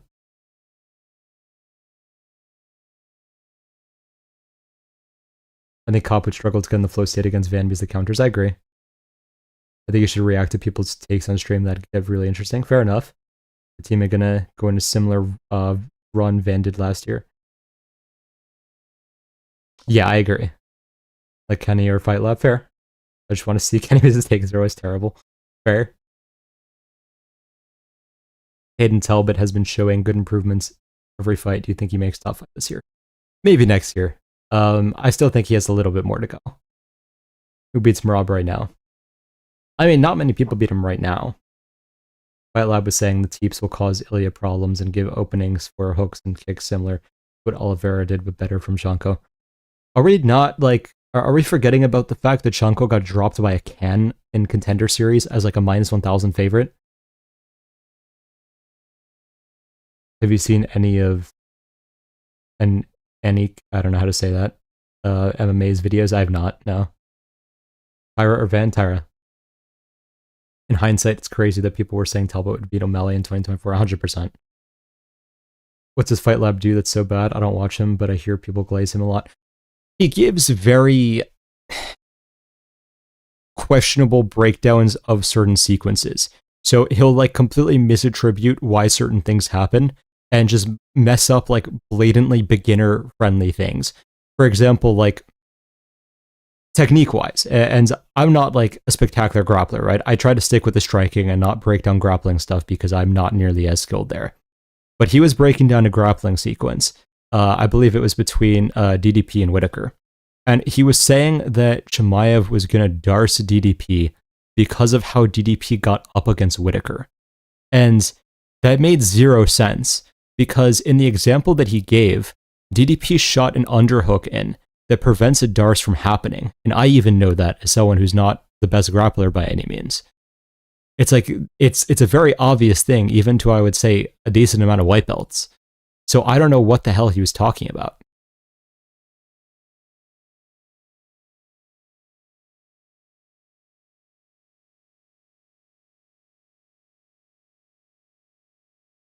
Thoughts on Jean versus Diego fight? Was it a fluke? I mean, I'm not going to say fluke, but I do think that Jean could beat him like 8 or 9 out of 10 times. Who do you think wins between Sean Strickland, Anthony Hernandez? Strickland. That is John Pork Oracle. He has to be coded fair. What do you think Kyoji's UFC career is going to look like? I think he'll get 1 or 2 good, more good wins, but I think he's on the older side as well. It's a little tough at this point.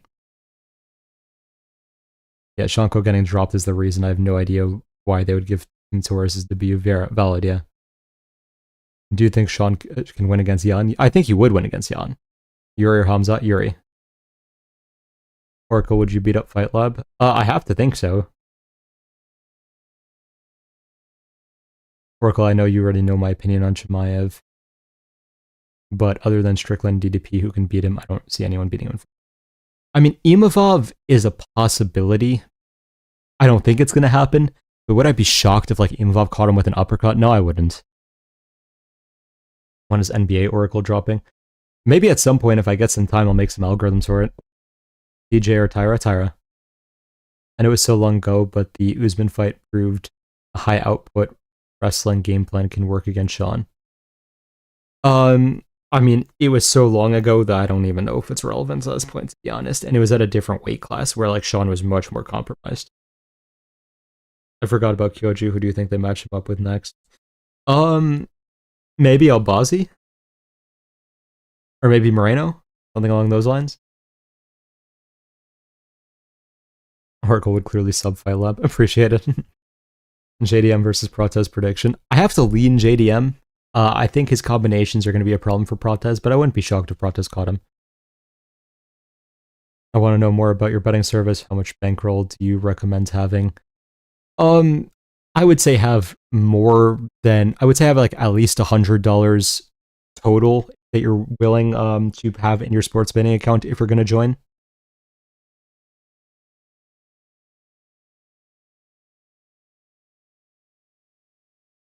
I just joined. What's so bad about Fight Lab? He makes a lot of mistakes very confidently, let's put it that way. You think Rob can get the belt back? I do. Okay, if you guys want me to react to one thing here, what would you like it to be? We're not going to go too long today, but we could probably do one video if you guys want. How many units do you place regularly on a bet? I mean, there's a large variety. The default algorithm goes from 0 to 10. With Optimizer, we do 0 to 3-ish. So it depends on the strategy. There's a lot of strategies in there. Betting Nerds collab in 2026 and Jean Silva followed you. That'd be great. Fight Lab Chanko. Please react to the Chanko Fight Lab vid. Let me see if I can find it.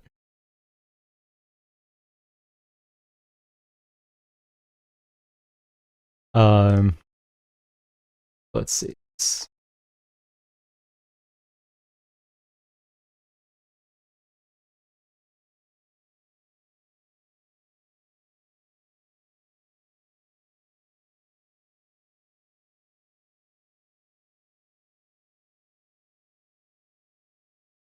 Does anyone have a link to that?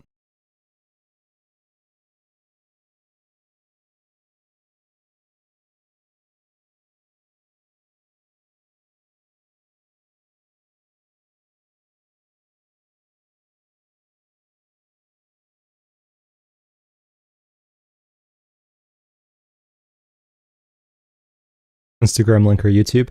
I mean, if you did a YouTube analysis on that, that's even easier. So if you got a YouTube one, that'd be great.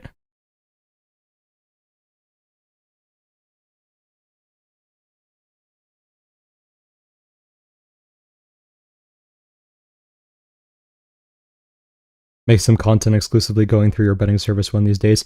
I do have a tutorial and such, if you look through my Instagram links. Sense? Where'd you guys send me? On Discord? Let me see.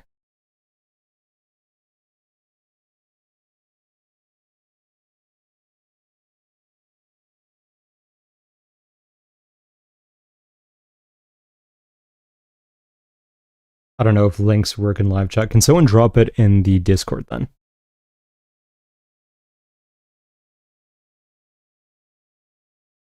Love your content. Thank you. In chat. Oh, I don't see it in chat. It could be auto-filtering. Yeah, if someone just drops it in the Discord, that'd be great. I'll just pull it from there. Okay, someone sent it on Instagram as well. Let me grab that.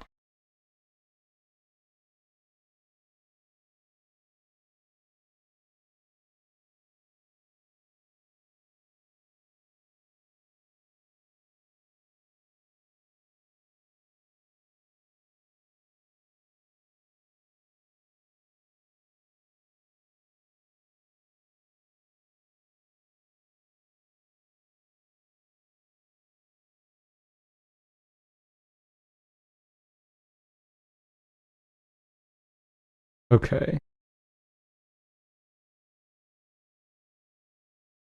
Let me know if this is too low or too high for you guys. I'm just going to turn the volume down because I don't know how desktop audio will translate.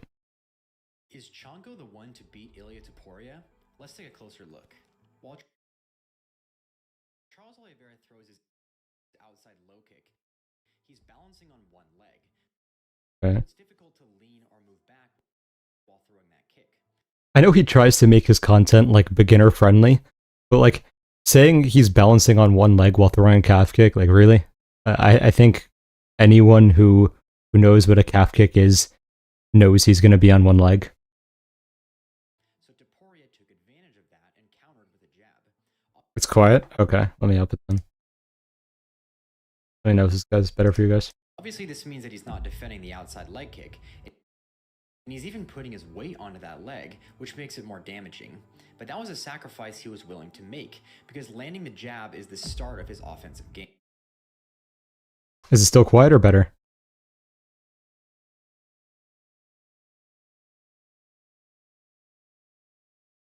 Better? Okay, cool.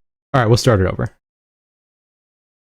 Charles Oliveira throws his outside low kick. He's balancing on one leg, so it's difficult to lean or move back while throwing that kick. So Topuria took advantage of that and countered with a jab. Obviously this means that he's not defending the outside leg kick, and he's even putting his weight onto that leg, which makes it more damaging.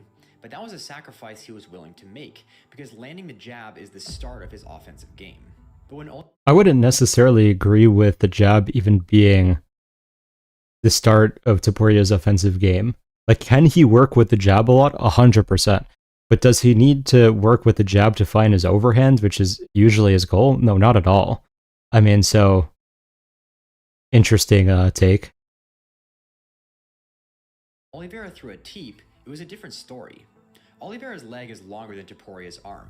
If Topuria tries to counter it with a jab, not only will he come up short, but he's also exposing his lead side to be hit by the teep. Okay. He has to move around it to land his jab, but the footwork is more awkward and it's harder to generate respectable power. I mean... But the footwork is more awkward and it's harder to generate respectable power. Shanko constantly throws his teep, and it shuts down his opponent's jab because it's hard to get close enough to land it. So this is a stupid comparison because you're not going to fight a fighter who's known for throwing teeps the same way as if you're worried about the calf kicks and not the teeps. Like, yeah, Charles definitely throws some teeps, but definitely not as much as Chanko by any means. It's not like the main weapon you're going to be worried about. If the main weapon with Chanko is the teeps, then you're going to fight differently. Eventually, his opponent's lead hand starts to drop, sometimes to block the kick downward, and sometimes it's simply a side effect of bracing his core for the impact. This opens up a world of attacking opportunities. When Shanko faked the teep and the opponent's lead hand dropped, he followed it with a lead hook. Once the opponent realized it was a feint, his hands came back up, leaving the body open. Shanko can also feint the teep and step through into the opposite stance, then finish with a round kick to the body. I feel like he's just breaking down how combinations work. Like, as a concept, like, yes, if you throw to the head, the body tends to open next. Like, yes, sure.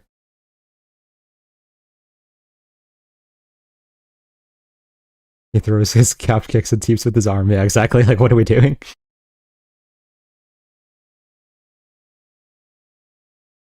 He has to be careful though, because if the opponent doesn't fall for the teep and counters, he's stuck on one. My lab seems like a cool VFX merchant, which is why he probably gets engagement. Yeah, that's why he's literally the reason why I started upping my VFX. I'm like, if this guy is getting so much engagement with such garbage insights, then it has way more to do with VFX than like actually what you say. It's also kind of weird to make this kind of analysis based on one fight. Yeah, agreed. By the way, who is your pick in Charles versus Islam 1? That was before I did picks. That was before I really bet at all, so... Oh, is he stuck on one leg? I thought he was balancing on both legs while throwing kicks. Yeah, exactly. Give you 1,000 reasons why you guys should join Discord. Alright, I should do one more promotion. Thank you for reminding me, actually. Yeah, if you guys are betting on this event, seriously, do join the Discord. We have one of the cheapest betting services, and it's like not at all proportionate for the amount of units and profit we get every year or even month at this point. I'm getting better and better at fighting. We have more and more algorithms pretty much every single month and year and so on.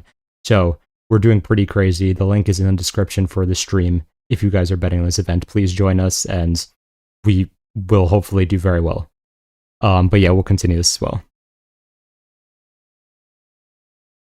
People like this are very brain rot oriented. The more going on, the better for their engagement. Yeah, I agree.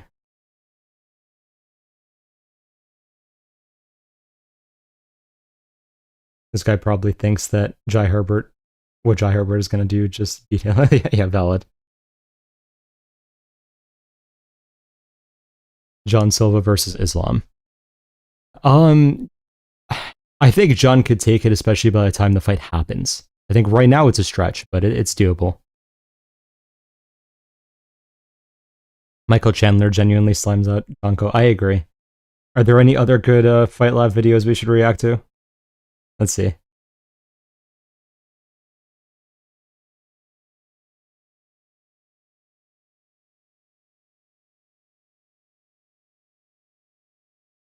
Yes, two Shanko ones. Okay.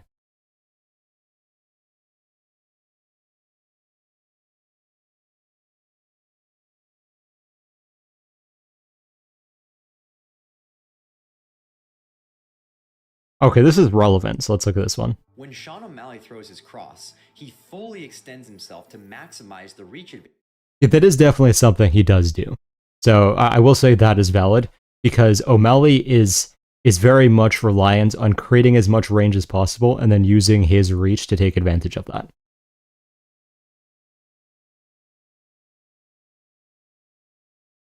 Kenny thinks that Jean Silva has a lot of quit in him. That's a interesting take, given that he wanted to continue after his, like, was completely bloodied up last fight. Advantage he has over most of his opponents. He can cover a lot of distance really quickly, and it can catch his opponents by surprise. But if he stays in the pocket, that reach advantage doesn't do any good for him anymore, and his opponent can hit him back. I mean, that's kind of obvious, but yeah. So it's best for him to have an escape plan. Usually, he steps in Goes with off his to the back side. foot as he follows through with the cross. It enables him to change directions and exit out to the side.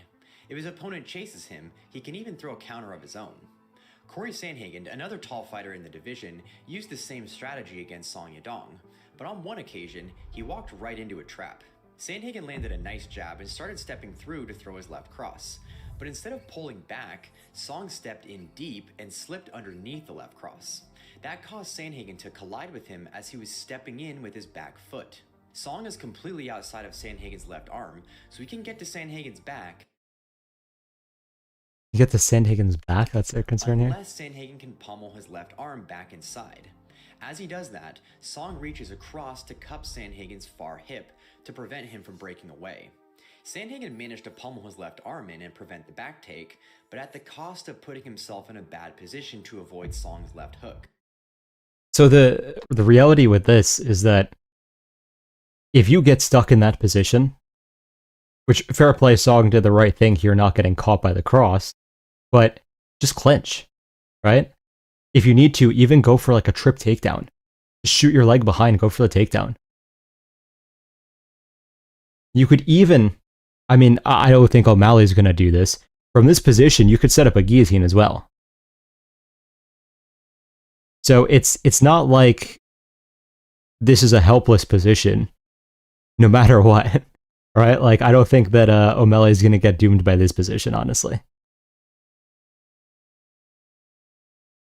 Do you think Lopez got robbed by Evloev? I've recently watched that fight and can't see how someone could give Evloev 2 rounds. I will say it was a close fight. I don't think it was a robbery, but it was a closer fight than a lot of people want to make it seem.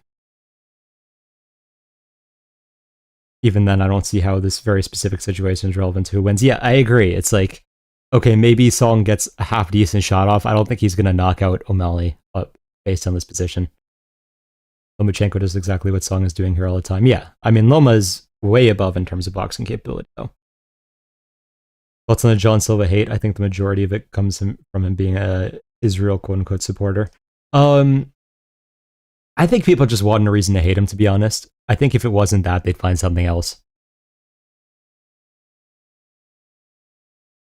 Mobzar against anyone good always goes to a close decision. True.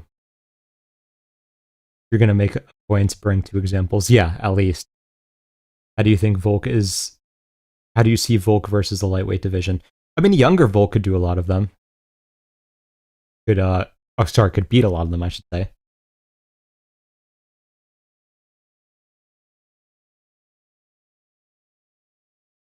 Probably the annoying barking. Stuff like that can become a brand, though, right? Not everyone's going to like it, but I think that it's mainly people just looking for a reason. I think the barking makes people hate him too, but his backstory is so sad. Yeah, his backstory is definitely sad. Joined your betting service. I'll try and go through it deeper another day. Should I just tail your bets? Talk to the guys in the Discord. I'll also, of course, be there soon. But I would say look at the Strat 2 bets, of course. You can consider my bets as well. And then a lot of people like playing the optimizer long shot parlays.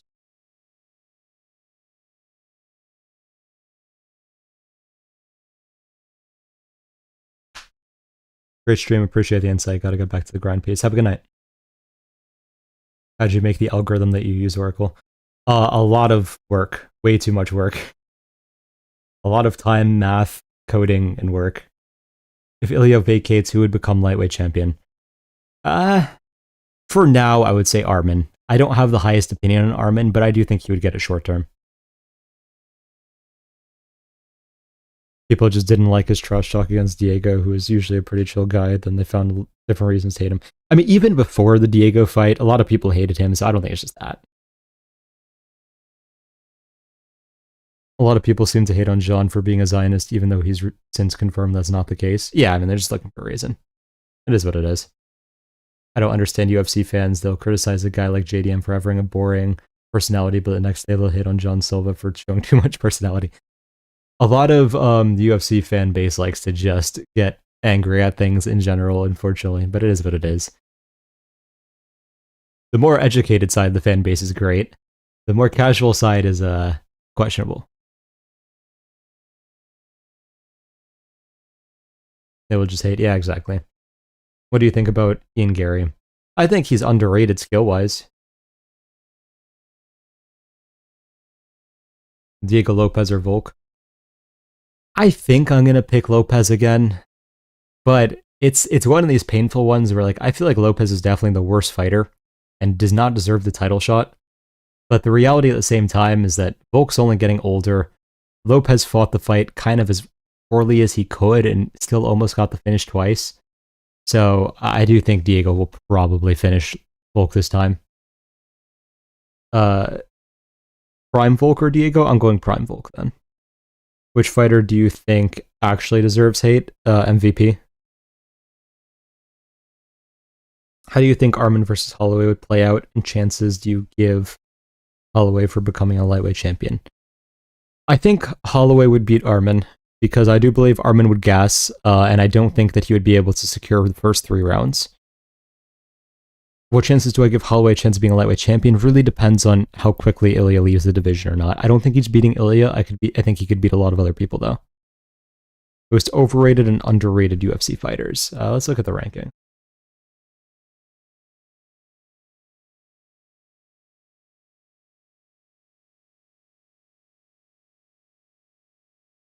So for overrated, Bilal, for sure. He shouldn't even be ranked. The fact that MVP is ranked is kind of crazy also. Who else? To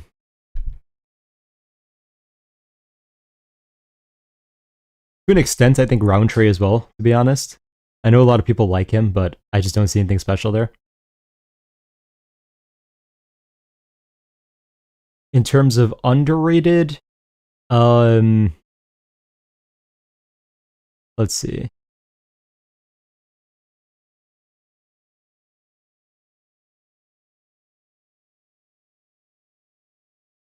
Ziam. People are finally starting to get on board now that he finished Sadikov. Ziam could be like here in the rankings for sure. But to be fair, like we do have to clean out the top of the rankings here. I like Gamrot, but he shouldn't be this high. Hooker definitely should not be this high. Paddy should not be this high. Gaethje should not be this high. Oliveira's fine. Sorry, Holloway's fine. Oliveira's fine. Armin's fine. Poirier's fine. But we have some cleaning out to do. Ziam beats both Gaethje and Paddy, in my opinion, 100%. Ziam versus BSD. I would lean BSD, but not even confidently. Roundtree is just throw everything as hard as possible until he gasses and loses, pretty much.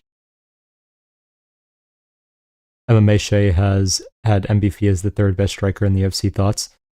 I mean, I disagree, for sure. I'd be willing to talk to him about it.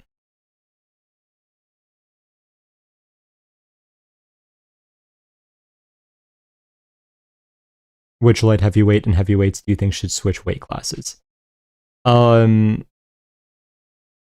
Light heavyweights, Honestly, Johnny Walker maybe should go to heavyweight. And the rest of them are... I feel like Jan maybe should just go to heavyweight for the sake of it at this point in his career. Heavyweights, they shouldn't go to light heavyweight because they would just do worse there. Because the skill is higher. Debate between you and Shay would feed families on God. It would be fun. Yeah. I know his stuff, not just a rage baiter. Yeah, I agree. I respect him more than most MMA creators, to say the least. Francis versus Yuri. That's a tough one because Yuri's better, but like with the reckless defense, I wouldn't be shocked if he got starched. I'm still going to say Yuri, but I'm not confident. Rakic needs to go to heavyweight. Yeah, true. Good point. I think people hype up MVP because he looked really unorthodox and had success in the UFC in his highlights. Yeah, that's fair. How would you feel about interacting more with other MMA channels? So my take about collabing with other MMA channels has always been that I'm 100% willing, but I also only want to do it if I feel like it's going to make better content. Like, if it's just we're both combining our separate content and trying to make that work in a way that's not really going to do anything special, I don't think it's worth it. But it's like, okay, if I'm having a debate with someone who actually knows what they're talking about, yeah, I'm willing to do that. If it's like some special format where we're combining our strengths to make something better, sure, that's cool. I just don't want to add like pointless collabs for the sake of collabs, if that makes any sense. Do you do anything for fun outside of MMA? I read when I have time. Jamal Hill maybe might go to a heavyweight and put on some muscle. You would hope, but I think he has a lot of other issues. So I remember asking you like 3 months ago who you think would win between Van and Pantoja if they fought twice, and you said that if Van... I assume you mean if Van beats him, he'll beat him again, but now it's iffy. What do you think? So I was very on the fence for the first fight. I do believe, though, that whenever an older fighter injures themselves, it's not the injury that dooms them when they come back. It's a slight hesitation for whether they believe their body will hold up or not. And I think that is what might doom Pantoja in a Van rematch. So I will probably pick Van in the rematch. Why is there such a skill gap in boxing and MMA heavyweight? Usyk destroys anyone not top 5. It's mainly because of the pay discrepancy. So heavyweights who are athletic are going to gravitate towards sports that would pay them well. In US, that is a lot of NFL. To a certain extent, say maybe basketball if you have a certain skill set and body type and such. And to an extent in other parts of the world, boxing. Because boxing pays much better than MMA if you get to the higher levels. So because of that, it's just not as much an attraction for MMA. I don't really rate MVP because the one elite fighter he fought beat him. I wouldn't even consider Gary to be elite at the time he fought. I do think Gary definitely got better, yeah. What's your background in MMA? I started with karate and boxing. Kind of integrated those into MMA as a whole. Sorry, I'm using voice to text, no problem. What's the best base for MMA? I would say Western boxing with small gloves is the best you can get. Don't debate Kenny because he always starts yelling when you mention anything about technique. Okay, yeah, that's fair enough. Oracle, would you make tier list videos? I could. I would probably do it in stream instead of a video because I try to make my videos more, what would be the word? Like higher quality than just a tier list, like more production value. Bantamweight, Tyra, oh, by the way, Pantoja Tyra or Pantoja, and how TKO sub decision. I think Tyra would win a decision. I would still do MMA even if I was heavyweight. Fair. Oracle, a video on matchups on who you think could beat all the current champs. That would be sick. Fair. What is your karate style? In terms of like which part of karate or like description wise? Which type of karate? What type of karate did you train? So I went to a place when I was younger that kind of blended it. So I can't say it's like was purely say Shotokan or Kyokushin or anything like that. It was kind of blended with, again, that's part of why I have the boxing background as well. It kind of blended the karate and the boxing and such with a few other things. Like I even got introductory like BJJ there and such.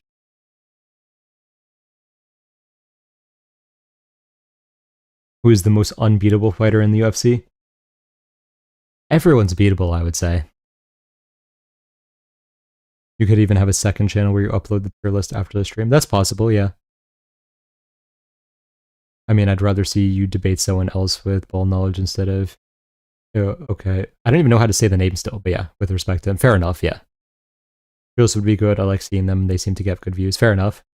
Do you think John will become a double champ in the future? I think he's a solid shot. Is Tyra one of the best grapplers currently? Yes, for sure.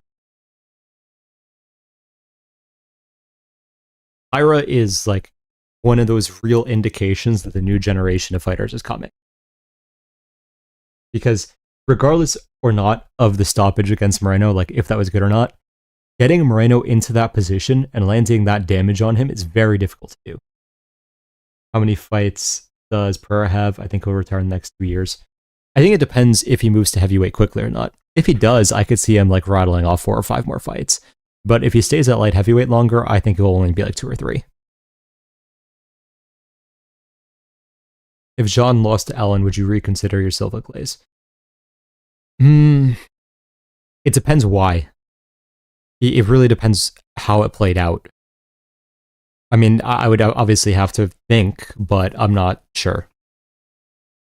What can you learn from Tyra?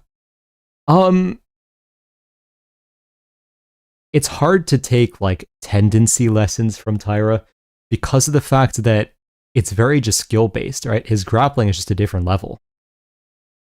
So I'm not sure if he's like the fighter you really want to study, unless you can like understand the small movements he does in his grappling and such.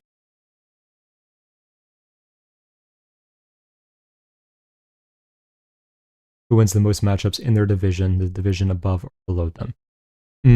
Okay, good question. Probably Ilya right now. What is the new generation of MMA? It's just a different level of skill and awareness, really. What do you think of Joshua Van saying that Kopp declined to fight him? I do believe it is true. And I think Kopp is not as confident in that fight as he would like to pretend he is.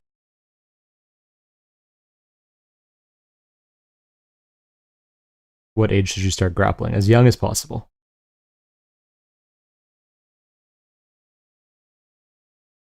Would you rather watch Bilal go on a 10-fight losing streak or Umar get thrown out of the cage by Merab in a rematch?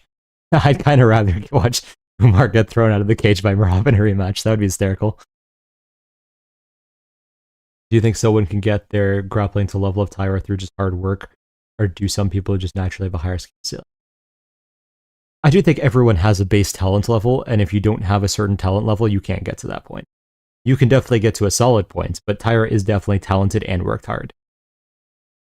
What middleweights currently do you think have a good chance to beat Khamzat?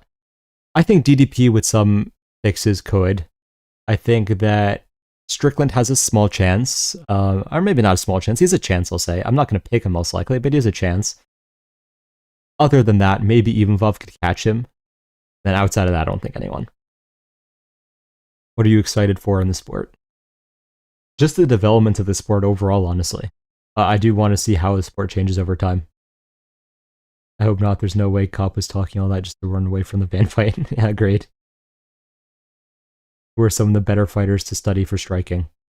For sure, study Ilya. Study, let's see. To a certain extent, Van. Yair Rodriguez, as much as people don't like him, study how he kicks and moves. Alex Pereira is always decent to study. Sean Strickland for certain defensive tendencies. I would say maybe JDM for combos. Favorite fight of all time. It always changes for me, but it might be like Poirier versus Hooker. How does Allen match up against Khamzat? Not terribly, right? Like, is there an argument Allen has a chance there? Sure. If he had better fight IQ, I might pick him. It's just I feel like he's going to make a mistake and get finished. Planning on doing predictions on other promotions that interest you? Maybe at some point. Not soon, though. What changed your mind on Kyle versus Khamzat? You were saying Kyle beats him. I don't think I ever said Kyle beats him. I just think I said that Kyle could give him a harder fight than people are expecting.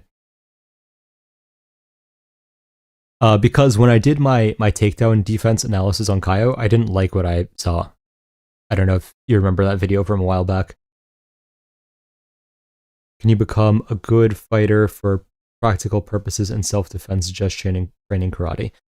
It depends. Like, karate is kind of a blanket term at this point, honestly. It depends what in karate you're training and where you're training it. Like, you need, if they're not sparring, then it's useless. You have to spar. I prefer flow sparring for sure, but you need at least some knowledge of how your body is going to react in such situations and how you need to move and time things. And then I wouldn't go with like a pure like Shotokan karate, right? Like if it's Kyokushin or some blend, then maybe. I wouldn't go pure Shotokan by any means. Grant toss it if you want to see how not to strike valid. What do you think Rufi's future in the UFC is? I know you've spoken about him not being good when pressured, but you think training with Volk could help. I still think Rufi has a strong future. I think the BSD was just his nightmare matchup. Because unless he could catch a BSD with like one massive shot, he was always going to have a lot of issues in that fight. What about Piotr setups, wise encounters to switch to kicks? Yeah, you could definitely study Jan as well. I think Gary, Volk, Max are good to study, especially for reads and adjustments in fight IQ. To an extent, I think Volk has certain weaknesses that you definitely don't want to adopt, but yeah, maybe for like general point fighting and such. Which card do you like more, this week or next? Let me see what next week is. Let me remind myself. I think I actually like... Okay, I'm going to say I like this week a little bit more, because next week is more stacked at the top, in my opinion. But the early fights are like, I have no idea who these people are, honestly. I'll have to figure it out when I do tape. This week, at least we know who everyone is, and like they're all solid fights, even if we have some massive favorites.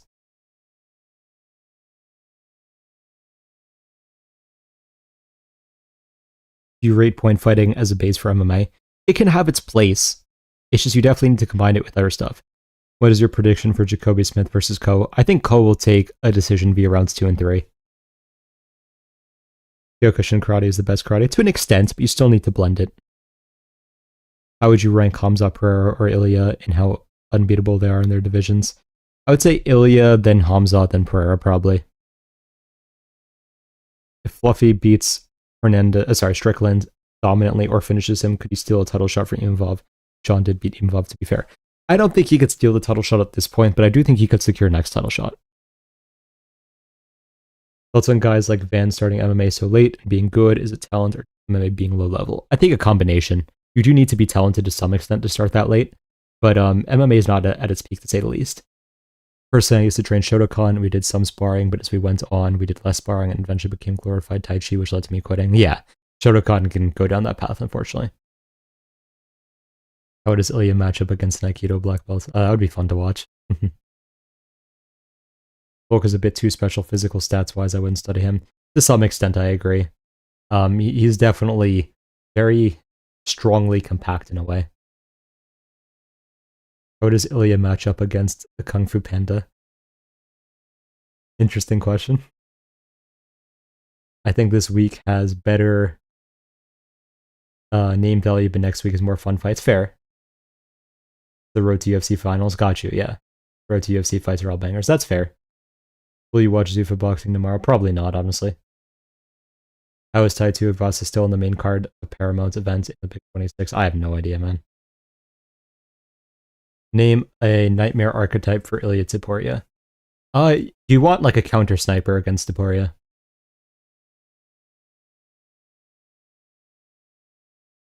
Roofie versus Fiziev early prediction. Right now, I'm leaning Roofie, but I still need to tape. The thing with Volk I like are his feints and counters. Fair. Also long and quick for his build. Volk's a weird dude. Fair. I saw Volk deadlift 315 for reps super easily for many reps. Unreal strength for featherweight for sure. Valid.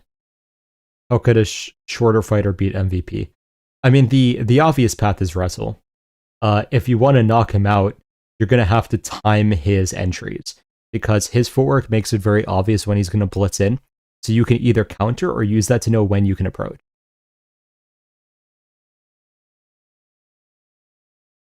Sulin Gronko is actually a prospect I like from Road to UFC. Very quick, and he's only like 20. Fair. I'll check him out soon after this event. Didn't realize how top heavy 325 is. How do you see Torres Finney overall? He's had a weird matchup that are so much bigger than him. He's small for the class. Yeah, Torres Finney is one of these guys where it's like, if he could add a few things to his game, he'd be pretty good. So I'm not going to say he sucks. But so far, I mean, he kind of sucks.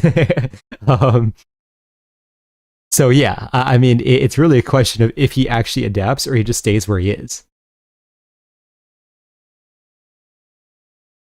I always thought that a downsized Pereira would be pretty awful for Ilya. The problem is Pereira definitely has some weaknesses in terms of relying on like having large gloves but not having them in MMA. So I don't think that Ilya would have problems with that. I do see a hypothetical Alex versus Ilya at same height, weight. And first of all, Ilya could just take him down and sub him, to be honest. Prediction on the Adam 22 fight? I have no idea.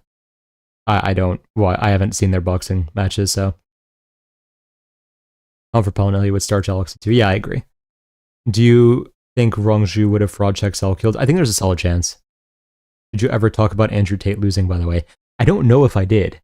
It was really funny. I was watching that fight and just dying laughing. It was hysterical. I don't know what to do because I live in a small town with just Shotokan and I'd like to train martial arts. Learn more about the sport, but Shotokan just provides nothing of value after a year, really. Yeah, it's tough. You honestly may have to just like self-teach a lot of things on a heavy bag until you can move to a larger area, or at least like be able to maybe drive or take a train if you have in the area and get to like a city. What makes Volk so good? I mean, he has a very disciplined game plan where he just focuses on his strengths. Oracle, when you watch action movies like John Wick, do you actively break down their techniques as you were watching? At this point, I do, yes. I don't know if it's a good or bad thing.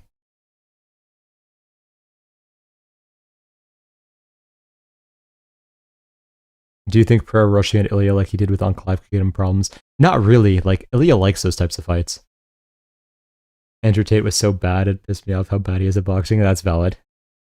Andrew would get shitted by Bilal? Yeah, probably. Near city's 3 hours away. Okay, that's rough. Yeah, I mean, for now, learn on a heavy bag. Unfortunately, like, if you really want to train seriously at some point, you're probably going to have to move. The Demore guy literally has to be the worst boxer I've seen. Andrew lost to him, funniest thing ever. Yeah, it was great. Do you rate anyone from Road to the UFC semifinals on next week's card? I have to do research on it. I honestly don't remember. Like, I think I watched the events, but I don't remember who was who. Andrew Tate somehow convinced almost everyone he was a somewhat decent fighter, at least, but he looked like he never trained before. Yeah, that was wild. Because I was like everyone else. I assumed, like, yeah, okay, he's a B-League fighter, but he's probably at least a half-decent B-League fighter who'll walk through Chase Sherman. Then watching the fight, and it looks like he's would have died on like MMA regional scene. Does Anshul Jubilee have potential to win fights in the UFC? Yeah, I don't think Jubilee's that bad. I think he could win a few fights. What makes you say that Western boxing is the best base for MMA? It has the most, how would I put this? Nuanced striking, I would say. Obviously, it doesn't have the same tools as the sport that has kicking. But the way that you're able to manipulate angles and slipping and stuff like that in boxing is a lot more intricate. Andrew Tate got knocked out by Amanda Nunes 100%. Tate is just a hustler / scammer. He scrammed crypto. He lied about being good at fighting. I would have literally wrestled him for 12 rounds. Yeah, I agree with you. Anshul Jubilee could honestly beat Shamrock. Yeah, I probably will beat on him to. I will probably bet on him to beat Shamrock.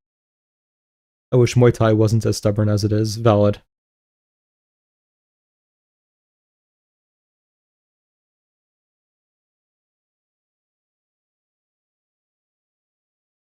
I mean, it's not the end of the world because I don't intend to be a fighter. I just want to level up my analysis as an MMA addict.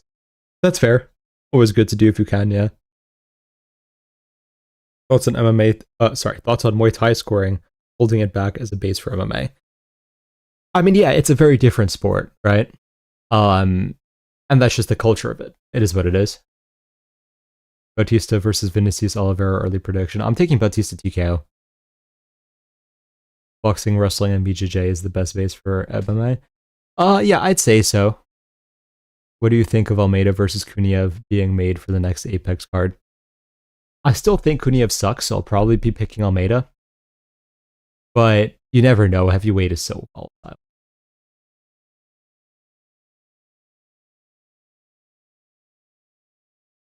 Some guy told me to do MMA to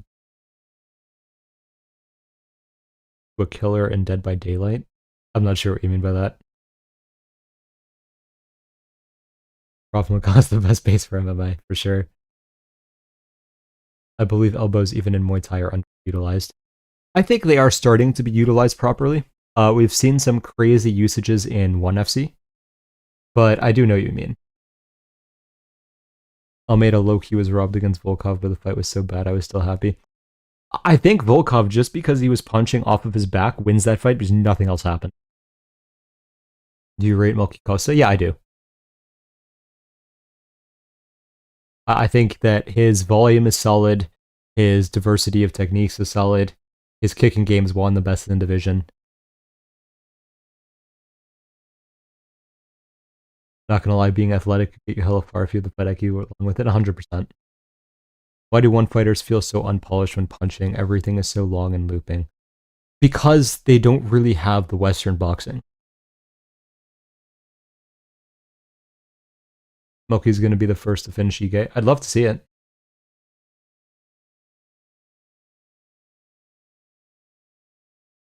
Boxing, hard sparring makes a pretty good filter for bad people.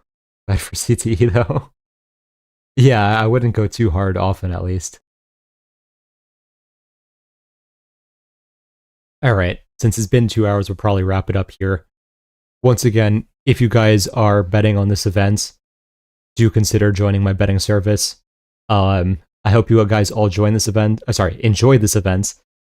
First in a while, so hopefully nothing crazy happens.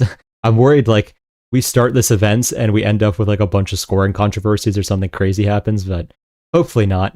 But thank you all for coming. Appreciate seeing you guys again, and I will talk to you all soon. Have a good night, guys.